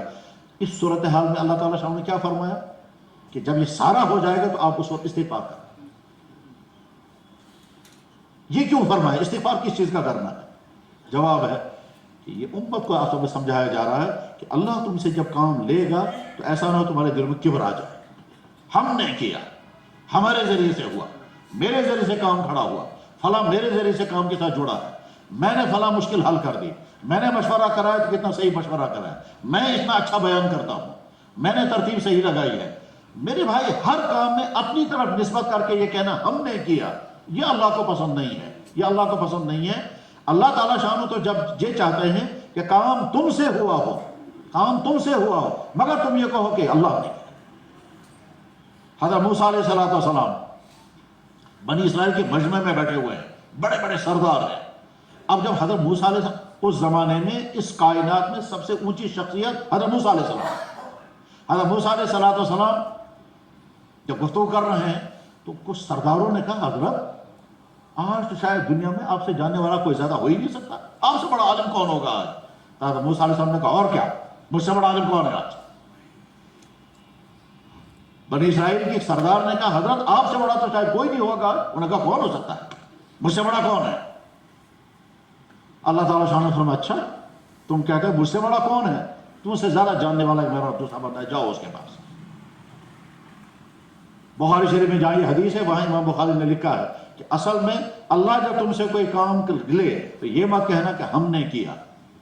اگر تمہارے پاس کوئی گر ہوگا، کوئی فن ہوگا، ٹھیک، تو یہ مت کہنا ہمارے اندر کمال ہے، یہ کہنا اللہ کے اندر کمال ہے۔ تو موسیٰ علیہ السلام کو چاہیے تھا وہ یہ کہتے، جب ان سے پوچھا گیا حضرت آج دنیا میں سب سے زیادہ جاننے والا کون ہے، تو موسیٰ علیہ السلام کو یہ نہیں چاہیے تھا وہ کہتے میں ہوں، بلکہ وہ کہتے سب سے بڑا جاننے والا تو اللہ تعالیٰ شان۔ اس کے بعد اللہ تعالیٰ شان نے فرمایا کہ ٹھیک ہے اب ہمارے بندے کے پاس آپ جائیں۔ تو پہنچے حضرت خضر علیہ السلام کے پاس۔ تو دعوت والا جب کام کرے اور فتوحات ملے، کامیابی ہو، تو اپنی طرف منسوب نہ کرے۔ کبھی کبھی دعوت کے ساتھ میں کبر پیدا ہو گیا، بڑائی آ گئی، وہ دوسروں کو حقارت کے ساتھ، اور تربیت جب نہیں ہوتی ہے تو اس میں شیطان اور کچھ سکھاتا ہے۔ پھر یہ کبر آگے بڑھتے بڑھتے پھر کیا ہوتا ہے، میں بڑا ہوں، اب میرا احترام ہونا چاہیے، سارے میری رائے کے تابع رہنے چاہیے، پھر میرا بڑا پن ہے، پھر لوگ میری بڑائی کو مان لیں، میں بڑا ہوں۔ یہ جو بڑائی کا تصور ذہن میں آ گیا یہ زہر ہے۔ اس وقت تو کہنا چاہیے کہ نہیں ہم تو کچھ نہیں ہے، اصل تو اللہ کی طاقت ہے۔ میرے بھائیوں اس بڑے پن سے، جس بڑے پن سے ساتھیوں میں توڑ ہو جائے، وہ بڑا پن شیطانی حملہ ہے۔ جناب رسول اللہ صلی اللہ علیہ وسلم جب بھی خطبہ پڑھتے تھے تو کیا کہتے تھے، میں پناہ مانگتا ہوں اللہ کی اپنے نفس کی شر سے۔ وہ نفس کا شر کیا ہے؟ ہم مشورے میں بیٹھے ہیں، یا اللہ ہمارے نفس کے شر سے ساتھیوں میں، کام میں کوئی نقصان کی بات سامنے نہ آئے۔ وَنَعُوذُ بِاللَّهِ مِن شُرُورِ أَنفُسِنَا، ہم اللہ سے پناہ چاہتے ہیں اپنے نفس کے شر سے، اور دشمنوں کا شر تو بعد کا مسئلہ ہے، پہلے اپنے نفس کا شر ہے۔ چنانچہ دعوت کو اگر کہیں نقصان ہوتا ہے تو اس پرانے ساتھیوں سے ہوتا ہے، باہر سے نہیں۔ حضرت مولانا یوسف صاحب نور اللہ مرکزہ فرمایا کرتے تھے، جب ان سے کہا گیا حضرت کام کی مخالفت ہو رہی ہے فلانے علاقے میں، کام کی مخالفت ہو رہی ہے فلاں علاقے میں، فلاں علاقے میں کام کے خلاف کتابیں لکھی گئی، حضرت مولانا نے فرمایا کہیں کسی سے کچھ نہیں ہوگا، نقصان اگر ہوگا تو اپنوں سے ہوگا، باہر سے کوئی نقصان ہونے والا نہیں ہے۔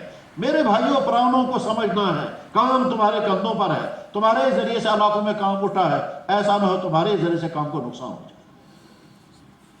اگر ہمارے ذریعے سے ہمارا ساتھی ہم سے کٹ رہا ہے، ٹھیک، کیا کہتے ہیں، اصول توڑو مگر ساتھی کو نہ چھوڑو، ساتھی کو بچاؤ اصول کو توڑو۔ اصول انسانوں کے بنائے ہوئے، ساتھی قیمتی ہے۔ جناب رسول اللہ صلی اللہ علیہ وسلم جب مشورے کے بیٹھتے تو کیا دعا پڑھتے تھے؟ دعوت میں مشوروں میں جب ہوتے سب سے پہلے اللہم الہمنا مراشد امورنا ونعوذ باللہ من شرور انفسنا۔ یہ کیوں مشورے میں دعا ہو رہی ہے؟ خیر کا مشورہ کے لیے بڑھیں، شر کہاں ہے وہاں؟ یا اللہ ہمارے نفس میں شر آ سکتا ہے، اس نفس کے شر سے ہماری حفاظت فرما، مقام کی حفاظت فرما۔ اللہ جب صحابہ کرام نے کہا ہم نے کیا اور آج ہم یہ کریں گے، ہم نے کیا آج ہم یہ کریں گے، اس پر اللہ تعالیٰ شان کی طرف سے کیا ہے، اذ اعجبتکم کثرتکم فلم تغن عنکم شیئا، جب تمہیں غرور آ گیا، جب تمہیں فخر آ گیا کہ ہم نے کیا اور آج ہم یہ کریں گے، اللہ تعالیٰ شان فرمایا میں دیکھتا ہوں تم کیا کرو گے۔ غزوہ حنین میں ابتدا میں جو نقصان ہوا ہے، اور اس نقصان میں 12,000 صحابہ میں سے اکثریت میدان چھوڑ کر کے پیچھے نکل گئی ہے، وہ وہی وجہ ہوئی تھی کہ تم نے عجب کیوں آ گیا۔ عجب کا مطلب ہوتا ہے کسی کیے ہوئے کام پر فخر محسوس کر رہا، ہم نے کیا، میرے ذریعے سے فلاں مسئلہ حل ہوا، میں نے ایسا بیان کیا جس کی وجہ سے فلاں کام کے ساتھ جوڑا، فلاں آدمی جو ہے وہ کام نہیں مانتا تھا، میں نے اس کو کام کے ساتھ جوڑا ہے، میں نے اس کی غلط فہمیاں دور فرمائی۔ میرے بھائی ہر انسان اپنی نفی کرے، اپنی ذات کی نفی، ہماری ذات کچھ نہیں ہے، ہم سب کے سب نلکا ہیں۔ اللہ تعالیٰ شانو وہاں سے زمین سے پانی نکالتے ہیں، مخلوق کو پلاتے ہیں، ہم سے بیچ میں نلکا ہے صرف۔ ہر تبلیغ والا سمجھے میں تو نلکا ہوں، اللہ تعالیٰ شانو مجھے کسی کام کے لیے استعمال فرمائیں گے، میرے ذریعے سے اگر کوئی بندہ کام کے ساتھ جڑتا ہے تو میرا کمال نہیں ہے، اللہ کو ہدایت دینی تھی، مجھے ذریعہ بنائے، اس کو ہدایت نہیں دی۔ اور کبھی ایسا بھی ہوتا ہے بہت قیمتی بات ہے، ذہن میں رکھ لیں۔ کبھی ایسا بھی ہوتا ہے کہ ہمارے ذریعے سے وہ آدمی کام میں جڑا جس کا آدمی کی وجہ سے کام کو بہت زیادہ نفع ہوا، استعمال ہوئے ہم کمزور، ہم کمیوں والے استعمال ہوئے، اور اس کے نتیجے میں ایک قیمتی انسان کام کے ساتھ جڑا اور اس کی وجہ سے کام کو بڑا نفع ہوا۔ اللہ کے نبی علیہ السلام نے جب مکہ مکرمہ میں فرمایا تھا، کیا حج کے موقع پر، اور اہم ترین نصیحت کی تھی، نصیحت کرتے ہوئے کہا تھا میرا یہ دین دنیا کے کونوں تک پہنچانا، یہ بتانا چاہتے تھے، تو آپ نے کیا فرمایا؟ رب مبلغ او آمن سامع، میرا یہ دین پہنچانا ان تک جن تک میں پہنچا نہیں سکا، جن تک میں پہنچ نہیں سکا ان تک میرا دین پہنچانا۔ پھر فرمایا ایسا ہو سکتا ہے جن تک تم دین پہنچاؤ گے وہ تم سے زیادہ دین کا کام کرنے والے بن جائیں گے تمہارے مقابلے میں۔ رب مبلغ او آمن سامع، تم میری بات مجھ سے سن رہے ہو، تم سامع ہو، اور تم جب دین کی بات دوسروں تک پہنچاؤ گے ہو سکتا ہے تم سے زیادہ وہ کام کرنے والے بنیں گے۔ اور ایسا بھی ہوا کہ بعض تابعین صحابہ کرام سے بہت اونچا درجہ رکھتے تھے علم میں، اگرچہ صحابی کا درجہ اونچا ہے مگر علم میں اور دین فہمی میں تابعین ان سے آگے نکل گئے۔ بہت سارے تابعین ایسے ہیں جو صحابہ ان کے سامنے دوزانوں بیٹھتے تھے، یہ صحابی ہیں، اللہ کے نبی علیہ السلام کے ہاتھ پر اسلام قبول کیا ہے، مگر تابعی کے سامنے دوزانوں بیٹھتے تھے کیونکہ اس کو بس علم زیادہ ہوتا تھا، جیسے سعید بن مسیب، جیسے خارجہ بن زید، جیسے محمد بن ابی بکر، جیسے سلیمان بن یسار یا عروہ بن زبیر، یہ تابعین ہیں، بڑے بڑے صحابہ ان کے سامنے دوزانوں بیٹھتے تھے کیونکہ اللہ نے ان کو، تو جن صحابہ کے ذریعے سے اس تابعی پر علم، اس کے پاس علم پہنچا، اس کا مقام اونچا ہو گیا ان صحابہ کے مقابلے میں جن صحابہ کے پاس اتنا علم نہیں تھا۔ تو کبھی دعوت کے ذریعے سے، ہمارے ساتھی کے ذریعے سے ایسا انسان کام کے ساتھ جڑے گا جو بہت قیمتی ہوگا، اور اس کے نتیجے میں پھر علاقوں میں کام کھڑا ہو جائے گا، علاقوں میں کام پھیل جائے گا۔ اس انداز سے محنت کرنی چاہیے، اپنے اندر صفات پیدا کرنی ہے۔ ان صفات میں اہم ترین صفت ہے تراقب، مزاج، اکڑ نہیں، نفرت نہیں۔ دعوت میں لگنے کے بعد بھی ساتھیوں اور ساتھیوں کے درمیان اگر دوریاں ہیں، اور دوریاں ہی نہیں، اس سے آگے بڑھ کر کے شیطان کوششیں کرتا ہے ان میں ایک دوسرے کے درمیان بغض ہو، یہ ایک دوسرے کے ٹکرائیں، ایک دوسرے سے مخالفتیں کریں، ایک دوسرے کی رائیں کاٹیں، اور ایک دوسرے سے، اس کا نتیجہ کیا ہوتا ہے؟ سارے نئے بیچارے جڑنے والے، پہلے تو ان کو پتہ ہی نہیں چلتا ہے پرانوں کا حال کیا ہے، اور جب وہ پتہ چلتا ہے اتنے ٹھنڈے ہو جاتے ہیں، وہ حیران ہو جاتے ہیں کہ صاحب ان کی تو حالت ہی عجیب ہے۔ میرے بھائیوں ایسا نہ ہو کہ ہم سبب بن جائیں اور نئے ساتھیوں سے دور ہونے کا، اور یہ بہت خطرناک بات ہے، ہم نہ چاہتے ہوئے بھی سبب بن جائیں ساتھیوں کے دور ہونے کا۔ اسی کے ساتھ ساتھ اپنے معاملات کو صحیح رکھنا بہت زیادہ ضروری ہے۔ بہت سارے علاقوں میں کام کو نقصان ہوتا ہے، پرانے ساتھیوں کے مالی معاملات صحیح نہیں، پرانے ساتھیوں میں کبھی مرض پیدا ہو جائے گا، کیسا؟ نئیوں سے چیزیں لیں گے پھر واپس نہیں کریں گے، قرضے لیں گے پھر واپس نہیں کریں گے، دکان کے معاملات عجیب ہو جاتے ہیں۔ بعض حضرات اللہ رحم فرمائے دعوت کے کام کو ذریعہ بنائیں گے اپنے بزنس چلانے کے لیے، دعوت کے کام کو ذریعہ بنائیں گے اپنی عظمت پیدا کرنے کے لیے، جماعت اسی علاقے میں لیں گے جہاں اس کا زیادہ احترام ہوگا، جماعت کو اسی علاقے میں لے جانے کا مشورہ دیں گے جہاں اس کے فالوور زیادہ ہوں گے اور وہاں اس کی احترام کریں گے، وہ اس کو ہدیے دیں گے۔ اگر اس طرح کے مشورے ہو رہے ہیں تو وہ شر ہے۔ کام کے لیے اپنے آپ کو قربان کرنا ہے، نیک کام کو اپنی ذاتوں کے لیے۔ اللہ حفاظت فرمائے، ایک مرحلہ ایسا آتا ہے کہ انسان دین کو استعمال کرتا ہے اپنی ذاتوں کے لیے، دین کو استعمال کرتا ہے اپنی عظمت بڑھانے کے لیے وغیرہ۔ اللہ تعالیٰ سے حفاظت فرمائے۔ بار بار سوچتے رہیں کہ ہم جو کچھ کہہ رہے ہیں، ہم جو رائے دے رہے ہیں، ہم جو مشورہ کر رہے ہیں، اس میں دین کا نفع ہے یا ذات کا نفع ہے؟ اس میں دین کا نفع ہے یا ذات کی سہولت ہے؟ اس کا دین کا نفع ہے یا ہمارے اغراض ہیں؟ بڑے پن کا مرض بہت خطرناک مرض ہے۔ بڑا پن کوئی بڑا پن نہیں ہے، بڑا تو وہ ہے جس کو اللہ کے ہاں ہر انسان سمجھے ہم تو کچھ بھی نہیں ہے۔ صدیق اکبر رضی اللہ، حضرت عمر فاروق رضی اللہ عنہ کا مقام کتنا اونچا ہے؟ اتنا اونچا کہ مسلمان نہیں، غیروں نے بھی حضرت عمر فاروق کے مقام کو پہچانا۔ چنانچہ انگریز نے کتاب لکھی، اس انگریز میں اس نے کہا مسلمانوں میں سے صرف ایک شخص ایسا ہے جو عالمی سطح پر اس درجے کا ہے جس کو ہم شمار کر سکتے ہیں کہ یہ انسانی تاریخ میں ممتاز آدمی عمر فاروق رضی اللہ عنہ۔ خیر انہوں نے کیا کہا؟ اللہ کے نبی نے فرمایا اگر میرے بعد نبی ہوتے تو عمر ہوتے. اللہ کے نبی نے فرمایا کہ شیطان بھی عمر کے سائے سے ڈر جاتا ہے. حضرت فاروق اعظم رضی اللہ عنہ وہ شخصیت ہیں جن کو اللہ کے نبی کو نبوت ملنے سے پہلے ملک شام نے ایک شخص نے کہا تھا کہ تم پورے عرب کے حکمراں بن جاؤ گے. یہ فاروق اعظم رضی اللہ عنہ میٹنگ میں ہے، مشورہ یہ ہو رہا ہے کہ فاروق اعظم کو امیر بنایا جائے. تو فاروق اعظم نے کہا جس جماعت میں ابو بکر موجود ہو اس جماعت میں عمر کو امیر بنایا جائے اس سے پہلے مجھے موت آ جانی چاہیے. ٹھیک. اور جب حضرت ابوبکر صدیق رضی اللہ عنہ کو خلیفہ بنایا جا رہا تھا تو حضرت ابوبکر صدیق نے فرمایا یہ ہے عمر، اس کو خلیفہ بناؤ، یہ ہے ابو عبیدہ، اس کو خلیفہ بناؤ، میں تو صلاحیت رکھتا ہی نہیں. فاروق اعظم کہہ رہے ہیں حضرت ابوبکر صدیق کو جس جماعت میں ابوبکر موجود ہوں اس میں مجھے امیر بنایا جائے اس سے پہلے مجھے موت آ جانی چاہیے. فاروق اعظم حضرت ابوبکر صدیق کو کہہ رہے ہیں ساری میری زندگی لے لیجئے، ایک رات کی عبادت مجھے دے دیجئے. اور ابوبکر صدیق رضی اللہ عنہ کہہ رہے ہیں کہ عمر کو خلیفہ بناؤ یا ابو عبیدہ کو، میں تو بننے کے قابل ہی نہیں ہوں. یہ ہے مزاج کہ اللہ نے صلاحیتیں دی ہوں مگر اپنے متعلق ہو کہ ہم تو سب سے نااہل ہیں. ہم عہدے طلب نہیں کریں گے، بڑائی طلب نہیں کریں گے، اللہ بڑا بنائیں گے. ساتھیوں میں اللہ تعالیٰ عزت ڈالیں گے، ساتھیوں کے دلوں میں اللہ تعالیٰ عزت ڈالیں گے تو وہ اللہ کا انعام ہے. اور ہم چاہیں گے ساتھیوں کے دل میں ہماری عظمت آ جائے، ہم چاہیں گے ساتھی ہماری عزت کرنے لگیں، ہم چاہیں گے ساتھی ہم کو ہدیے دینے لگیں.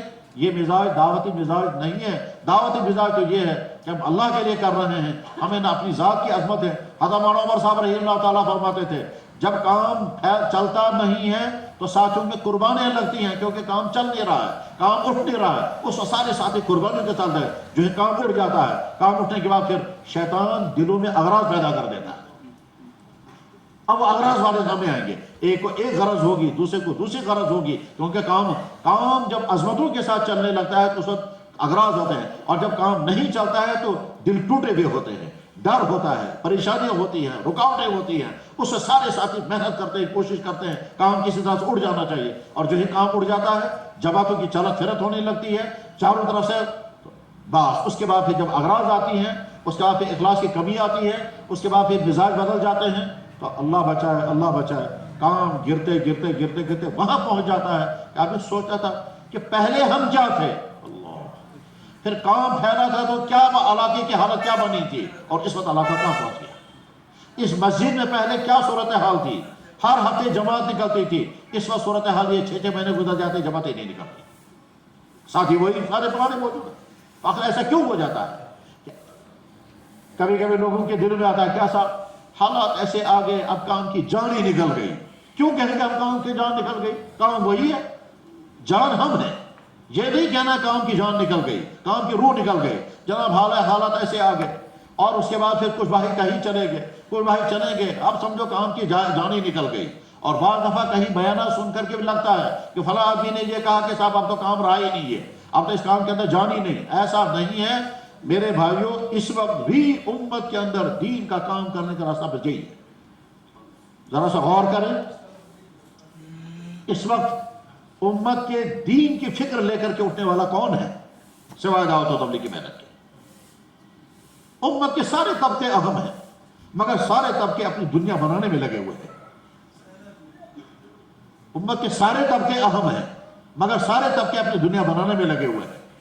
تاجروں کی دنیا، بزنس مینوں کی دنیا، وکالتوں کی دنیا، میڈیکل کی دنیا، تعلیم کی دنیا، غرض یہ کہ ٹیچروں کی دنیا. کام کیا ہے؟ اللہ حفاظت فرمائے. اب تو صورتحال یہاں تک آ گئی کہ ہمارے مسلمان بچے کو کفر پڑھوا رہا ہے.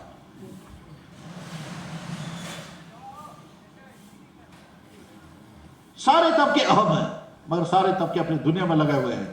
نہ کسی کا وقت دین پر لگ رہا ہے، نہ کسی کی ذہانت دین کو لگ رہی ہے، نہ کسی کا بولنا دین کو لگ رہا ہے اور نہ کسی کا پیسہ دین کو لگ رہا ہے. ہاں تبصرے سارے کریں گے، رائے سب کچھ دیں گے. اور رائے اب کیا ہے؟ اب تو یہاں تک نوبت پہنچ گئی، اب تو دین کی ایک ایک چیز کو بٹانے والے کو مسلمان اور امت کے طبقات ہیں. اس صورتحال کے اندر سے دعوت والے وہ ہیں جو دعوت کے نتیجے میں امت کے دین کی فکر کر رہے ہیں.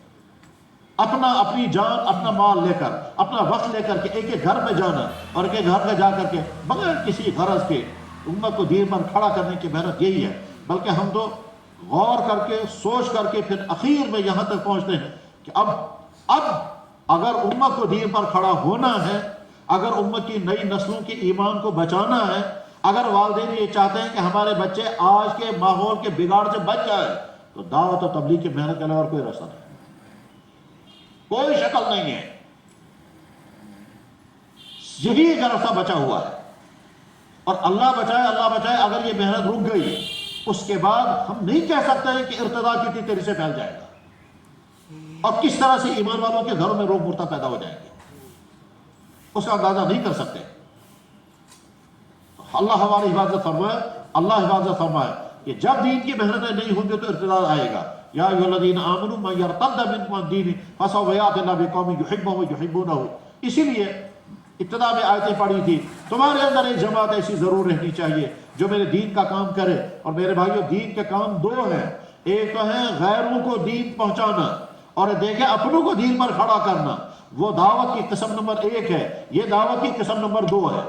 کبھی کبھی لوگ کہتے ہیں کہ جناب دعوت وہ ہے جو غیروں کو دی جاتی ہے، یہ جو مسلمانوں کے اندر کام ہے یہ دعوت کا کام نہیں ہے، یہ تو سمجھو اصلاح کا کام ہے.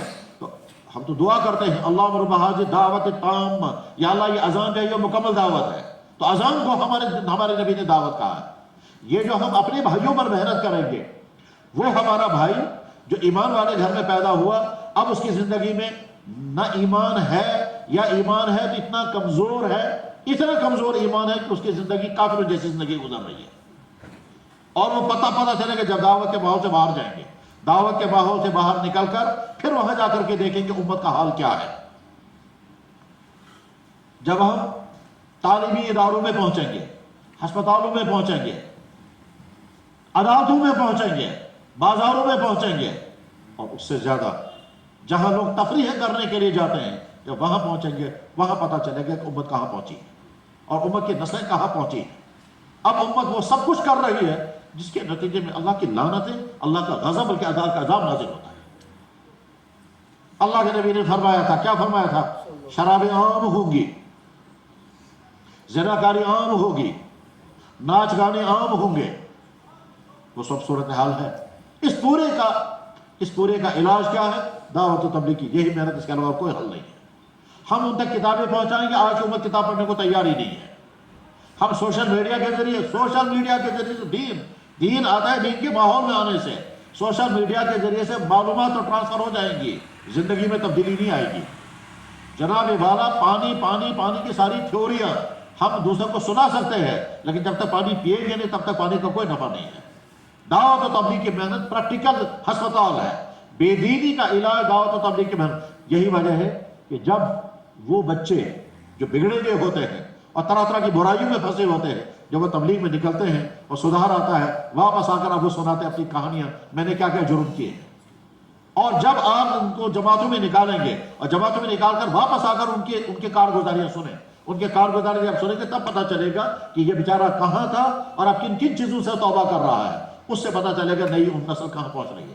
میرے بھائیوں، اس وقت امت مسلمہ کی نئی نسلوں کی شکلیں بھی بگڑ رہی ہیں، ان کی عادتیں بگڑی ہوئی ہیں، ان کے کھانے پینے کا نظام بدلا ہوا ہے، بلکہ اب تو اندر کفر جم چکا ہے اور آگے چل کر کے ان کو نبی کا نام سننا بھی پسند نہیں آئے گا، نبی کی بات سننے کے لیے بھی وہ تیار نہیں ہوں گے. ایسا مزاج بننے والا ہے، اس کا علاج تبلیغ کے علاوہ اور کچھ نہیں ہے. جو بھائی کہتے ہیں تبلیغ میں سے جان نکل گئی، نہیں، جان ہمیں پیدا کرنی ہے. ہم تو تبلیغ کے ساتھ جڑے ہوئے ہیں.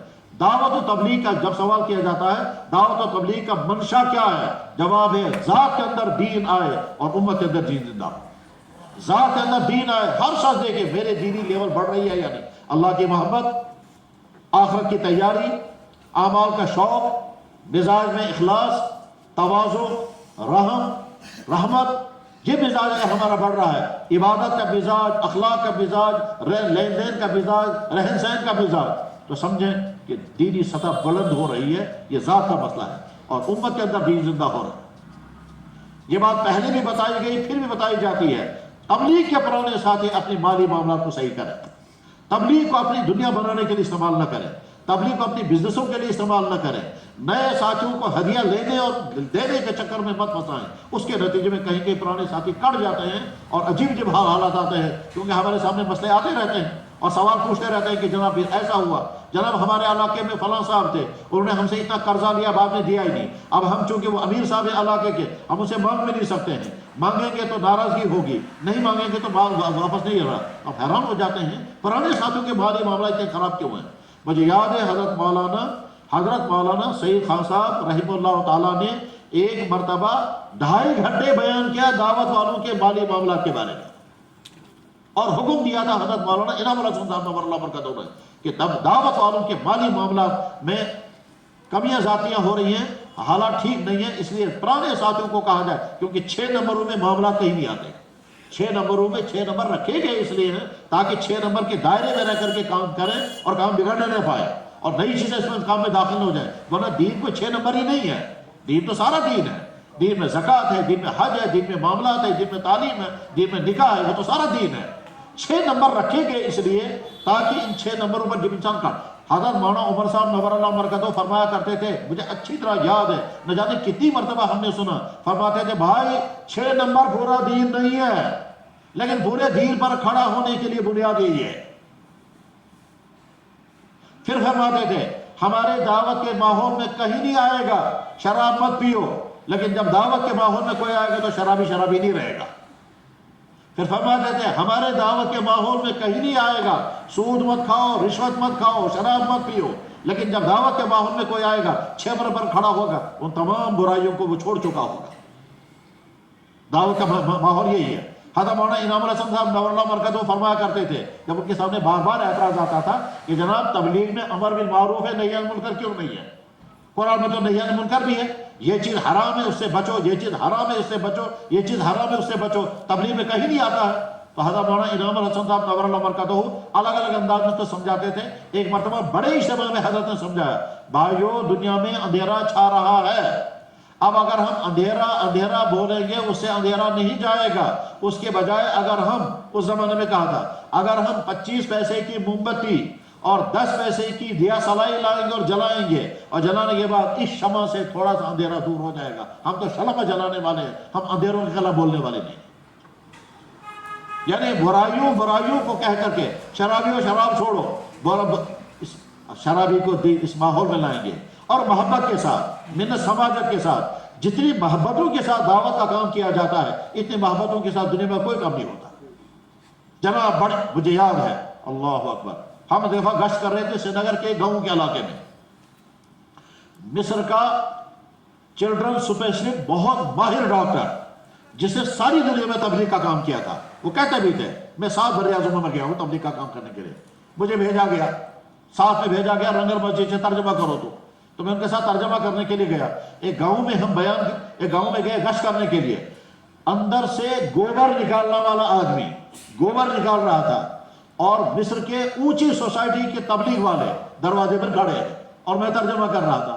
وہ اندر سے نکلا وہ آدمی کہتا تھا میں نے ڈیل میں تعمیر کو تھا ترائے کنتران سے، یہ ڈاکٹر شکری مجھے کہتا ہے یہ کیا کہہ رہا ہے؟ میں سوچنے لگا، میں نے کہا یا اللہ اس کے گھر میں جو نوکر ہوں گے وہ بہت اونچے درجے کے اس کے مقابلے میں جو گوبر نکال رہا ہے۔ سو گاؤں گھر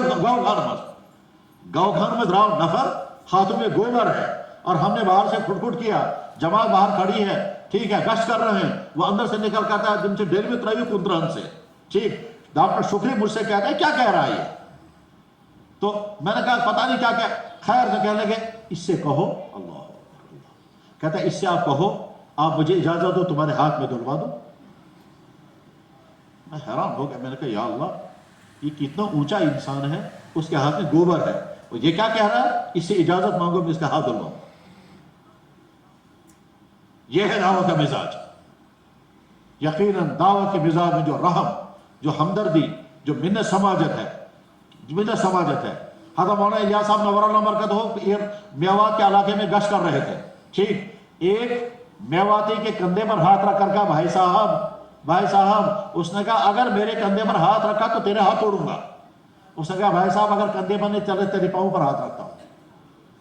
وہ حیران ہو گیا، حضرت مولانا نے کندھے پر ہاتھ رکھ کر بات سمجھانی چاہیے، انہوں نے کہا اگر میرے کندھے پر ہاتھ رکھا میں ہاتھ توڑ دوں گا۔ وہ اکھڑ قسم کا آدمی رہا ہے، تو حضرت مولانا الیاس صاحب نے فرمایا ٹھیک ہے اگر کندھے پر ہاتھ نہ رکھنے نہیں دو گے میں تیرے پاؤں پر ہاتھ رکھتا ہوں. کو جا حضرت مولانا الیاس صاحب نور اللہ برکت ہو، جن کو مدینہ طیبہ میں اللہ کے نبی کی زیارت ہوئی تھی. میرے بھائیو، دعوت و تبلیغ کا یہ نعمت اللہ نے ہم کو عطا فرمائی ہے. اپنے اندر صفات پیدا کریں، ساتھیوں میں جوڑ پیدا کریں، توڑ کے ہر بات سے بچیں، ایک ایک ساتھی کی قدر کریں، ایک ایک ساتھی سے کام لیں، نئے ساتھیوں کو کام کے ساتھ جوڑیں، نئے میدان مہیا کریں، ان کو اپنی محنتوں کا میدان بنائیں. خاص طور پر سکولوں کالجوں کے بچوں پر محنتیں کریں. جب آپ ان پر محنت کرو گے، اور چونکہ بچے معصوم ہوتے ہیں اور وہ برائیوں میں ہوتے ہیں، جو ہی وہ وہاں سے نکل کر آئے گا آپ کو اتنی خوشی ہوگی کہ آپ بگڑا ہوا بچہ سدھار پر آ گیا. وہ اگر گندی چیزیں کھا رہا ہوگا، وہ گندے اطوار میں ہوگا، وہ برائیوں میں ہوگا، وہ ان چیزوں میں ہوگا جن چیزوں کا آپ تذکرہ بھی نہیں کر سکو گے، لیکن جو ہی اس میں سے نکل آئے گا اور نکل کے بعد پھر وہ توبہ کرے گا تو آپ کو اتنی روحانی مسرت ہوگی کہ یا اللہ میری محنت کی وجہ سے یہ بیچارہ نکل آیا اس میں سے، اور زندگی بھر وہ کہتا رہے گا اس کی وجہ سے میں برائیوں کی زندگی چھوڑ کر آ گیا. پھر وہی استعمال ہوگا اپنے ان تعلیمی اداروں میں، وہ بچے استعمال ہوں گے اپنے دوسرے تعلیمی اداروں میں. تو مزاج بنائیں علاقوں میں. میرے بھائیوں، ہم دعوت و تبلیغ کا کام دین کا کام ہے. اس وقت دین کا کام سب سے زیادہ کہاں کرنے کی ضرورت ہے؟ جہاں گمراہیوں کا خطرہ ہے، بلکہ گمراہیوں کا نہیں، ایمان کے چھن جانے کے جہاں خطرے ہے وہاں ٹارگٹ ہمیں کرنا ہے، وہاں اپنی محنتوں کا میدان بنائیں. اور امت کے اندر کون سا طبقہ ہے؟ اور کوئی طبقہ نہیں. ہم ڈاکٹروں سے نہیں کہہ سکتے، ہم معاشروں سے نہیں کہہ سکتے، ہم وکلاء حضرات سے نہیں کہہ سکتے، ہم تاجروں سے نہیں کہہ سکتے. وہ یہی دعوت و تبلیغ کی محنت جس میں کچھ ہمارے معاشر صاحبان ہیں، کچھ ہمارے ڈاکٹر صاحبان ہیں، کچھ ہمارے بزنس والے ہیں، کچھ ہمارے سیدھے سادے ہیں، کچھ ہمارے ہر طبقے کے جو دعوت کے ساتھ جڑے ہوئے ہیں. آپ ہی امت کا وہ قیمتی طبقہ ہو جس کو قیمتی طبقے کے ذریعے سے اس کفر کے سیلاب کو اور اس بے ایمانی اور ارتداد کے سیلاب کو روکا جا سکتا ہے جو امت کے گھروں کے اندر تک پہنچ گیا. جب امت یہاں تک پہنچ گئی، ایمان والے کے گھر میں پیدا ہونے والا لڑکا اور لڑکی فخر کے ساتھ اعلان کر کے کہتا ہے میں چھوڑ رہا ہوں، میں کچھ اور بن رہا ہوں. آج سمجھ میں آتا ہے دعوت و تبلیغ میں کیوں کہتے ہیں ایمان والی محنت. جب امت کے اندر ایمان کی عظمت ہوگی تب آدمی ایمان کے لیے قربانی دینے کے لیے تیار ہوگا. باقی ساری چیزیں بعد میں ہیں. ایمان کی قدر جب ہوگی تو انسان لالچ آئے گا تو ایمان کا سودا نہیں کرے گا، دباؤ آئے گا تو ایمان کا سودا نہیں کرے گا، کنفیوژن آئے گا تو ایمان کا سودا نہیں کرے گا. ایمان، کیونکہ ایمان کی عظمت دلوں میں ہوگی. اسی لیے کہتے ہیں ایمان و یقین کی بات ہوگی، ایمان و یقین کی بات ہوگی. یہ ایمان و یقین جب جمع ہوا ہوگا میرے بھائیو، پھر حالات کچھ بھی آئے آدمی اپنی ایمان سے محروم نہیں ہوگا. اور اگر ایمان کے یقین محنت نہیں ہوگی تو معمولی حالات کی بنا پر پلٹیاں کھائیں گے اور کوئی کہیں سے کہیں پہنچ جائے گا، کوئی کہیں سے اور بعض کے بعد وہاں سے بحث بھی کرنے لگیں گے. پرانوں کے مجموع میں جو اصول سمجھائے جاتے ہیں، مشوروں کے اصول، بیانات کے اصول، ملاقاتوں کے اصول، گشتوں کے اصول، خصوصی ملاقاتوں کے اصول، 2.5 گھنٹے کی ترتیب، جو ترتیب بتائی جاتی ہے اس ترتیب میں سے ایک ایک چیز کو اپنائیں. پرانے ساتھی اپنی 2.5 گھنٹے کی ترتیب اگر نہیں بنا رہے ہیں تو اب کس سے امید کی جائے کہ وہ 2.5 گھنٹے کی ترتیب بنائیں گے؟ خاص طور پر وہ ساتھی جو اب دوسرے دنیاوی مشاغل سے فارغ ہے، وہ کم سے کم 2.5 گھنٹے کی ترتیب اپنی بنائیں. اور 2.5 گھنٹے کی ترتیب صبح کو بس اشراق کے بعد 2.5 گھنٹے کی ترتیب کامیاب رہتی ہے، باقی اوقات میں کامیاب نہیں رہتی ہے. تجربہ یہی بتاتا ہے کہ صبح کو اشراق کے وقت، فجر کی اشراق کے بعد سے لے کر کے 2.5 گھنٹے کی ترتیب کامیاب رہتی ہے. اس کے علاوہ باقی دن میں کسی بھی وقت، عصر کے بعد، مغرب کے بعد، عشاء کے بعد نہیں. الا ماشاءاللہ کہیں کہیں ایسا ہوگا، وہاں کوئی فرد ایسا ہوگا جو 2.5 گھنٹے کی ترتیب میں آپ کو مغرب بعد ملے گا یا عشاء کے بعد ملے گا اگر آپ ملاقاتوں کے لیے جائیں گے. ورنہ عام طور پر 2.5 گھنٹے کی ترتیب آج، کیونکہ اس وقت امت کا حال یہ ہے، اس وقت امت کا حال کیا ہے؟ اللہ کے نبی علیہ السلام کیا چاہتے تھے؟ اللہ کے نبی علیہ السلام چاہتے یہ تھے کہ عشاء کے بعد لوگ جاگے نہیں. لیکن اس وقت ساری امت جو ہے وہ رات کو جاگ رہی ہے، آدھی رات تک. اللہ کے نبی یہ چاہتے تھے کہ عشاء سے پہلے سوئے نہیں، عشاء کے بعد بیٹھے نہیں. لا نوم قبل العشاء ولا سمر بعد العشاء. بخاری میں ایک ہی جگہ پر نہ جانے کتنی حدیثیں ہیں. اللہ کے نبی چاہتے تھے عشاء کے بعد فوراً نماز سو جائے، لیکن جب امت عشاء کے بعد نہیں سو رہی ہے اور وہ آدھی رات تک جاگ رہی ہے، اور آدھی رات تک جاگ رہی ہے، یا ٹی وی ہے یا موبائل ہے اور یا کچھ اور خرافات ہے، ٹھیک ہے، صبح کو ساری امت سو رہی ہے. رات کو جو سونے کے لیے اللہ نے بنائی تھی اس کو جاگ رہے ہیں، اور دن میں جو کام کے لیے بنایا تھا اس کو، اس لیے فجر کے بعد لوگ سوتے ہیں کیونکہ رات کو جاگ رہے ہیں۔ اب جب آپ 2.5 گھنٹے کی ترتیب میں ہو سکتا ہے فجر کی، اس سے سونے کے ٹائم میں آپ کو واقعی مل جائے گا، ورنہ بعد بھی نہیں ملے گا۔ تو تجربہ یہ بتاتا ہے کہ 2.5 گھنٹے کی ترتیب صبح کو کامیاب رہتی ہے۔ اپنے 2.5 گھنٹے کی ترتیب بنائیں، سارے پرانی جو ہے اپنی سہروزہ کی ترتیب بنائیں، اور سہروزہ جو ہے وہ اپنے علاقے کے دور نکل کے کم سے کم 10 میل باہر نکل جائیں، اور پورے 3 دن لگائیں۔ جانے والا دن اور واپسی کا دن انکلوڈ نہیں کرنا ہے، برابر وہاں 3 دن لگائیں، اور 3 دن لگائیں، 3 دنوں میں صبح کو گھر آنا، شام کو گھر آنا، دن میں گھر آنا، رات میں گھر آنا، تقاضے گھر کے پیش کرنا۔ اس کا معنی یہ ہے کہ ہم 3 دن برابر نہیں لگا رہے ہیں، اور ان 3 دنوں میں نئے ساتھیوں پر محنت کریں اور نئے ساتھیوں کو کھڑا کریں، ان کی تربیت کریں۔ جناب ایک پرانا نئے ساتھیوں کو لے کر کے گیا، اور اگلی مرحلے میں ان پرانے ساتھیوں نئے ساتھیوں میں سے کوئی نہ کوئی جمع چلانے والا بننا چاہیے، کام بھی سکھانا ہے اور دین کا مزاج بھی پیدا کرنا۔ یہ 2 الگ الگ چیزیں ہیں، ایک ہے دین پر کھڑا کرنا، ایک ہے کام سکھانا۔ نئے ساتھیوں میں صلاحیتیں ڈھونڈیں اور ان کو دیکھیں جن کے اندر کام کو سمجھنے اور کام کو چلانے کی صلاحیت، ان کو بتائیں مشورہ ایسے کرایا جاتا ہے، بیانات ایسے کیے جاتے ہیں، ملاقاتوں میں یہ ہوتا ہے، گشت میں اس طرح سے بات ہوتی ہے، امیر کا کام یہ ہوتا ہے۔ ایک ایک چیز اصولوں کے ساتھ سمجھائیں، جو کچھ آپ نے زندگی بھر تبلیغ کے ساتھ جڑ کر کے سیکھا ہے اس کو سکھائیں، اور اس کے نتیجے میں عملہ تیار ہوگا۔ آپ کی شکایت میں چاروں طرف جب بھی کھڑے ہوں گے تو کہا جائے گا کام زندہ ہے۔ ورنہ اگر ہم نے کوشش ہی کی سارا میں کروں گا اور اپنی ذات کے ساتھ کام کو سبمٹ کر کے رکھوں گا، بڑا بھی میں ہی ہوں، بیان بھی میں ہی کروں گا، مشورے بھی میں ہی کراؤں گا، ٹھیک ہے، اس کی وجہ سے کبھی کبھی ایسا بھی ہوتا ہے ساتھیوں کے توڑ ہو جاتا ہے، کہتا ہے یہ اپنی ذاتی کو گما رہا ہے۔ اپنی قربانیوں کی وجہ سے اپنے آپ کو بڑا مت مانیں۔ قربانیاں آپ کی اللہ کے ہاں قبول، پرانے آپ ہیں اللہ کے ہاں تصویر، لیکن اس کے نتیجے میں اگر ذہن میں آ گیا ہم بڑے ہیں اور سارے کام ہم ہی کریں گے۔ جناب والا صاحب، کبھی حکمت کیا ہوتی ہے؟ بیان کرنا ہے، یہ ساتھی بہت اچھا بیان کرنے والا ہے اور اس کا بیان بہت مفید ہوگا، لیکن اس کے مقابلے میں ہم اس ساتھی سے بیان کرائیں گے تاکہ اس کو بیان کرنے کی صلاحیت پیدا ہو جائے، آگے یہ استعمال ہوگا۔ اس حکمت کو ذہن میں رکھنا ہے۔ ہم پرانے قیمتی ساتھی سے بیان کرائیں وہ بھی اچھا ہے، لیکن کبھی کسی نئے ساتھی کو بیان کروائیں تاکہ اس کو بیان کرنے کی صلاحیت پیدا ہو جائے، اور آگے چل کر کے آپ کو بیان کرنے والے ملیں گے۔ ورنہ کیا ہو رہا ہے کہ جناب پوری ریاست میں بیان کرنے والے 3-4 ہیں، بس یہ 3-4 ہی گھوم گھوم کر آتے ہیں، سارے تقاضے انہیں پر آئیں گے، فلانے کو بھیج دیجئے۔ تو نئے بیان کرنے والے کیوں پیدا نہیں ہو رہے؟ وہ اس لیے پیدا نہیں ہو رہے کہ ان کو استعمال نہیں کیا جا رہا۔ تو نیوں کو زیادہ زیادہ علماء ہوں ان کو استعمال کریں، دعوت کے ساتھ جو جوڑے ہوئے علماء ہیں ان کی بہت زیادہ قدر کریں، اتنی زیادہ قدر کریں، اتنی زیادہ قدر کریں کہ وہ قدم قدم پر آپ کے ساتھ رہیں، آپ کے اجتماعات میں شرکت کریں، ان سے بیانات کریں، اور ان کو ہم الگ سے سمجھاتے ہیں کہ دیکھو دعوت کے ماحول میں جو بیانات ہوتے ہیں وہ بیانات خالی دعوتی ہونے چاہیے، خالی دعوتی اور دعوت کے انداز کا بیان۔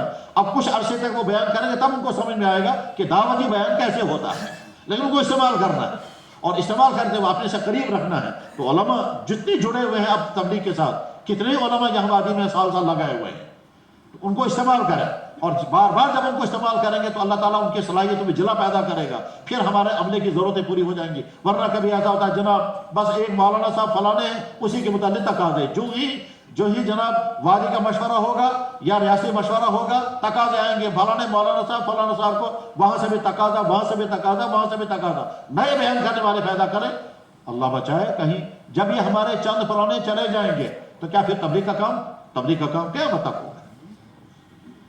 اللہ تعالیٰ افراد پیدا کریں گے، لیکن ہم کو حکمتوں کے ساتھ تدبروں کے ساتھ آگے چلانا ہے۔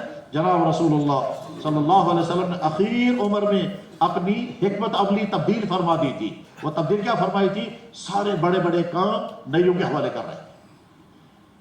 فلانے علاقے میں گورنر نیا لڑکا، فلانے ملک میں گورنر نیا لڑکا، فلانے طبقے کا ذمہ دار بنانا ہے نیا بچہ، فوج کا سربراہ بنانا ہے اسامہ بن زید، یمن کا گورنر بنایا معاذ بن جبل۔ سارا کام نیوں کے حوالے کر دیا تاکہ نئے کام کے ساتھ جڑیں اور کام کرنے والے بنے۔ اور اگر جناب رسول اللہ صلی اللہ علیہ وسلم کو پتہ چل گیا کہ بڑی طاقت اس زمانے کے مدینے پر حملہ کرنے والی ہے، اور اس زمانے کی سب سے بڑی طاقت تھی روم کی طاقت، تو اللہ کے نبی علیہ السلام نے مختلف مصلحتوں کی بنیاد پر فیصلہ کیا کہ مقابلے میں صحابہ جائیں گے، میں نہیں آؤں گا۔ تو صحابہ کو روانہ کر دیا اور خود نہیں گئے۔ بہت لوگوں کو تعجب ہوا کہ اللہ کے نبی کیوں نہیں جا رہے ہیں خود؟ اللہ کے نبی سب چاہتے تھے کام ان کے حوالے کرتا ہوں میں دیکھوں گا کیسے کریں گے۔ چنانچہ غزوہ موتا ہوا، صحابہ گئے اور فرمایا یہ تمہارا سربراہ ہے، یہ نہیں رہے گا تو پھر یہ تمہارا سربراہ، یہ نہیں رہے گا پھر تمہارا امیر یہ رہے گا، اور اگر یہ بھی نہیں رہا تو پھر اپنا نیا امیر خود ہی بنا لینا۔ اور خود رخصت کیا باہر نکل کر کے اور اللہ کے حوالے کیا۔ گئے وہاں پہنچے، وہ مقابلے میں ہزارہا بڑی تعداد تھی، 40,000 یا 1,00,000 کے قریب، اور یہ صرف 3,000 تھے۔ اب 3,000 کے مقابلے میں 40,000 یا 1,00,000، کچھ کہتے ہیں 40,000، کچھ کہتے ہیں 1,00,000، کچھ کہتے ہیں 40,000 آ چکے تھے، باقی آنے والے تھے، اور مقابلے میں یہ 3,000 ہے۔ سوچتے رہے کیا کریں گے، کیا کریں گے۔ بہرحال اللہ کے نبی کے کہنے کے مطابق پہلے صحابی بھی اللہ کے راست اللہ کے ہاں پہنچ گئے، دوسرے صحابی بھی اللہ کے ہاں پہنچ گئے، تیسرے صحابی بھی اللہ کے ہاں پہنچ گئے۔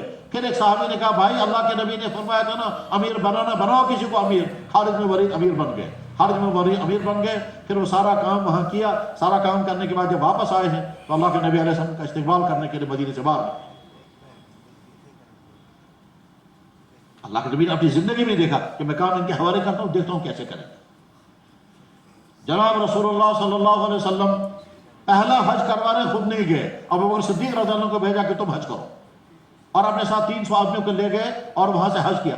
غرض یہ کہ پرانے نیوں کو استعمال کریں، اپنے علماء کو استعمال کریں، ان علماء کو اپنے کام کے ساتھ جوڑیں، ان سے بیانات کرائیں، اس سے نتیجے میں کام میں پھیلاؤ بھی آئے گا، کام میں پختگی بھی آئے گی۔ میرے بھائیوں، اللہ نے ہم کو ایمان کی عظیم نعمت عطا فرمائی اور دعوت کی عظیم محنت عطا فرمائی۔ ایمان کی نعمت اور دعوت کی رحمت، دعوت کی محنت اور ایمان کی نعمت۔ محنتیں ہر انسان کو دنیا میں کرنی ہے، کوئی کھیت پر کرے گا، کوئی عیش کے لیے کرے گا، کوئی عیاشی کے لیے کرے گا، پیسہ جیب میں ہے یہ کہیں خرچ ہونا ہے، آنکھیں ہیں ان کو کچھ دیکھنا ہے، گاڑیاں ہیں یہ کہیں کہیں چلے گی، دماغ ہے یہ کچھ نہ کچھ سوچے گا، ٹھیک، صلاحیتیں ہیں یہ کہیں نہ کہیں استعمال ہوں گی۔ اس سے بڑا خوش قسمت کوئی نہیں ہے جس کا وقت، جس کا دماغ، جس کا بولنا، جس کا سوچنا، جس کا پیسہ، جس کی گاڑی اللہ کے دین کے لیے لگے۔ دعوت وہی ہے، ہمارا سب کچھ اللہ کے لیے۔ اللہ نے اپنی نبی سے کہا تھا، اللہ نے اپنی نبی سے کہا آپ کہو، قل، آپ کہیے یا اللہ میری نماز، میری قربانی نہیں، میری زندگی، میری موت آپ کے لیے۔ دعوت والا یہی کہنا چاہیے یا اللہ ہماری جان بھی آپ کے دین کے لیے، ہمارا مال بھی آپ کے دین کے لیے، ہماری صلاحیتیں بھی آپ کے دین کے لیے، ہمارا سوچنا بھی آپ کے دین کے لیے۔ یا اللہ ساری دنیا سفر کر رہی ہے، کچھ عیش کے لیے، کچھ بزنس کے لیے، کچھ گھومنے کے لیے، کچھ علاج کے لیے، ہم سفر کریں گے آپ کے دین کے لیے۔ ساری دنیا سفر کر رہی ہے گناہوں کے لیے، یا اللہ ہم سفر کریں گے، آپ کے بندے آپ کے بن جائیں، آپ کے بندے دین پر کھڑے ہو جائیں، ہم اس لیے سفر کریں گے۔ اس سے زیادہ خوش قسمت کوئی نہیں ہے۔ اللہ تعالیٰ شان و موت تک اس کام کے ساتھ جڑے رہنا نصیب فرمائے، اور اس کام کے مزاج و تقاضوں کے مطابق اس کام کے ساتھ ہمیں جوڑے رکھے، اور ہماری ان غلطیوں کو، جن غلطیوں سے کام کو نقصان پہنچے، ان غلطیوں کی اصلاح کرنے کے اللہ تعالیٰ ہمیں توفیق عطا فرمائے۔ ہمارے مزاج میں اور ہمارے رویوں میں وہ ساری صفات پیدا ہو جائیں جن صفات کے ذریعے سے کام میں استحکام آئے، کام پھیلے، ساتھی جڑیں، اور ہم رحمت بنے سب کے لیے۔ بڑے ہمارے ہم سے شفقت کریں، چھوٹا ہمارے احترام کریں۔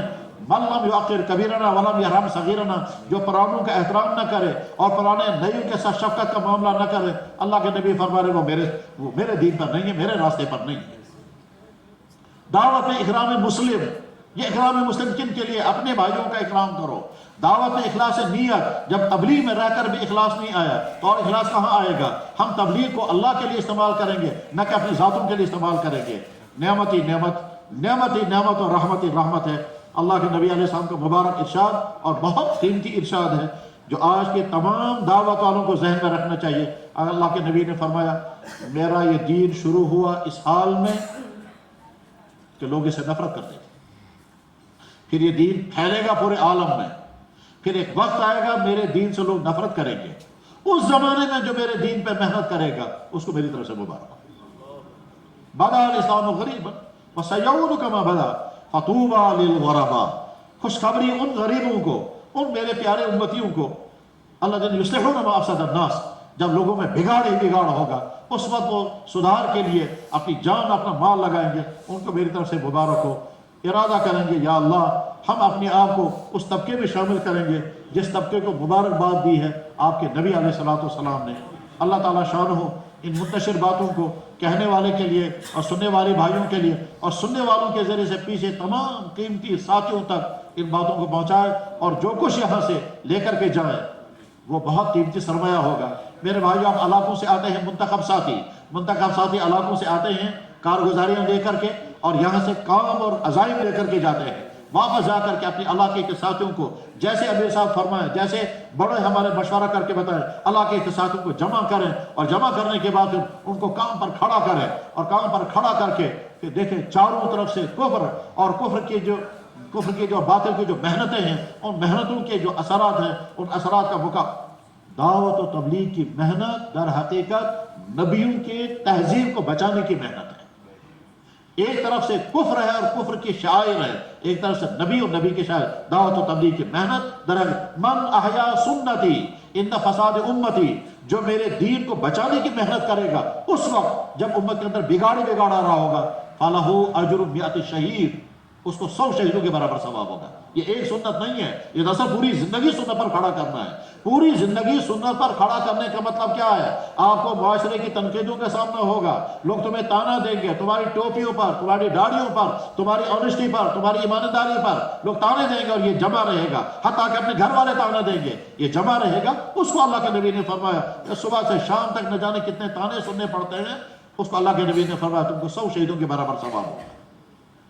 انشاءاللہ مشورہ ختم ہونے کے بعد، دعا ختم ہونے کے بعد پھر نئے ارادے لے کر کے جائے، نئے عزائم لے کر کے جائے، اور ہماری محنتوں کے ذریعے سے علاقوں میں دعوت کا کام پھیلے، دعوت کا کام استحکام آئے، اور جو کام دعوت سے جڑے ہوئے نہیں ان تمام کاموں سے اللہ اپنے آپ کو الگ رکھیں۔ تبصرے کرنا، رائے دینا اور کمنٹس پاس کرنا دعوت کا مزاج نہیں ہے۔ یہ جو دعوت میں نیا مزاج ہے، کیا صاحب امیر صاحب تشریف لائیں گے، اس کی ویڈیو فلمیں بنائیں گے، پھر سوشل میڈیا پر ڈالیں گے، یہ دعوت کا کام نہیں ہے، نہ دعوت کا مزاج یہ ہے۔ دعوت کا مزاج ہے چپکے سے، خاموشی کے بغیر۔ جب سری نگر میں بڑا اجتماع ہونے والا تھا تو چند ساتھیوں کو منتخب کیا گیا، وہ اخبار والوں کے پاس گئے، اخبار والوں سے کہا جناب ہم ایک درخواست لے کر آئے۔ انہوں نے فرمایا کیا؟ کہنے لگا درخواست ہماری یہ ہے کہ ہماری کوئی خبر اخبار میں نہیں آنی چاہیے۔ وہ کہنے لگا تو یہ بھی دنیا ہے کہ انسان دنیا میں چاہتی ہے خوب کوریج ملے، اور تم چاہتے ہو؟ کہنے لگا ہاں ہم یہی درخواست لے کر کے آئے کہ آپ ہماری خبر کی کوئی خبر مت چاہے کریں۔ ادھر سے بڑا اجتماع ہونے والا تھا، اخبار والوں کو کیا کہہ رہے ہیں؟ کہتے ہیں ہماری کوئی خبر آپ شائع مت کریں۔ اخبار والے کہاں مانتے؟ انہوں نے اگلے دن سب سے بڑی خبر کو سرخی لگائی کہ عالمی اجتماع یا اتنا بڑا اجتماع ہو رہا ہے سری نگر کے اندر۔ دعوت کا مزاج تو یہ ہے، دعوت کا مزاج شہرت کا نہیں، دعوت کا مزاج دکھلاوے کا نہیں، دعوت کا مزاج سوشل میڈیا پر یہ جو ویڈیو اپلوڈ کرنے کا نہیں، دعوت کا مزاج خاموشی کے ساتھ کام کرنے کا ہے، دعوت کا مزاج اخلاص کے ساتھ کام کرنے کا ہے۔ دعوت کا مزاج یہ نہیں ہے، یہ جو بہت سارے ساتھی لگے ہوئے ہیں موبائل پر، کہاں کیا ہو رہا ہے، کہاں بیانات ہو رہے ہیں، دعوت کا مزاج یہ نہیں ہے۔ میں جو بار بار عرض کر رہا تھا یکسوئی کے ساتھ، یکسوئی کے ایک معنی یہی ہے کہ سوشل میڈیا کی بے فائدہ کاموں سے اپنے آپ کو الگ رکھیں۔ آپ صبح سے شام تک مدانے کتنے علماء صاحبان کے بیانات سنیں گے، شام کو آپ کے ہاتھ میں کچھ نہیں آئے گا۔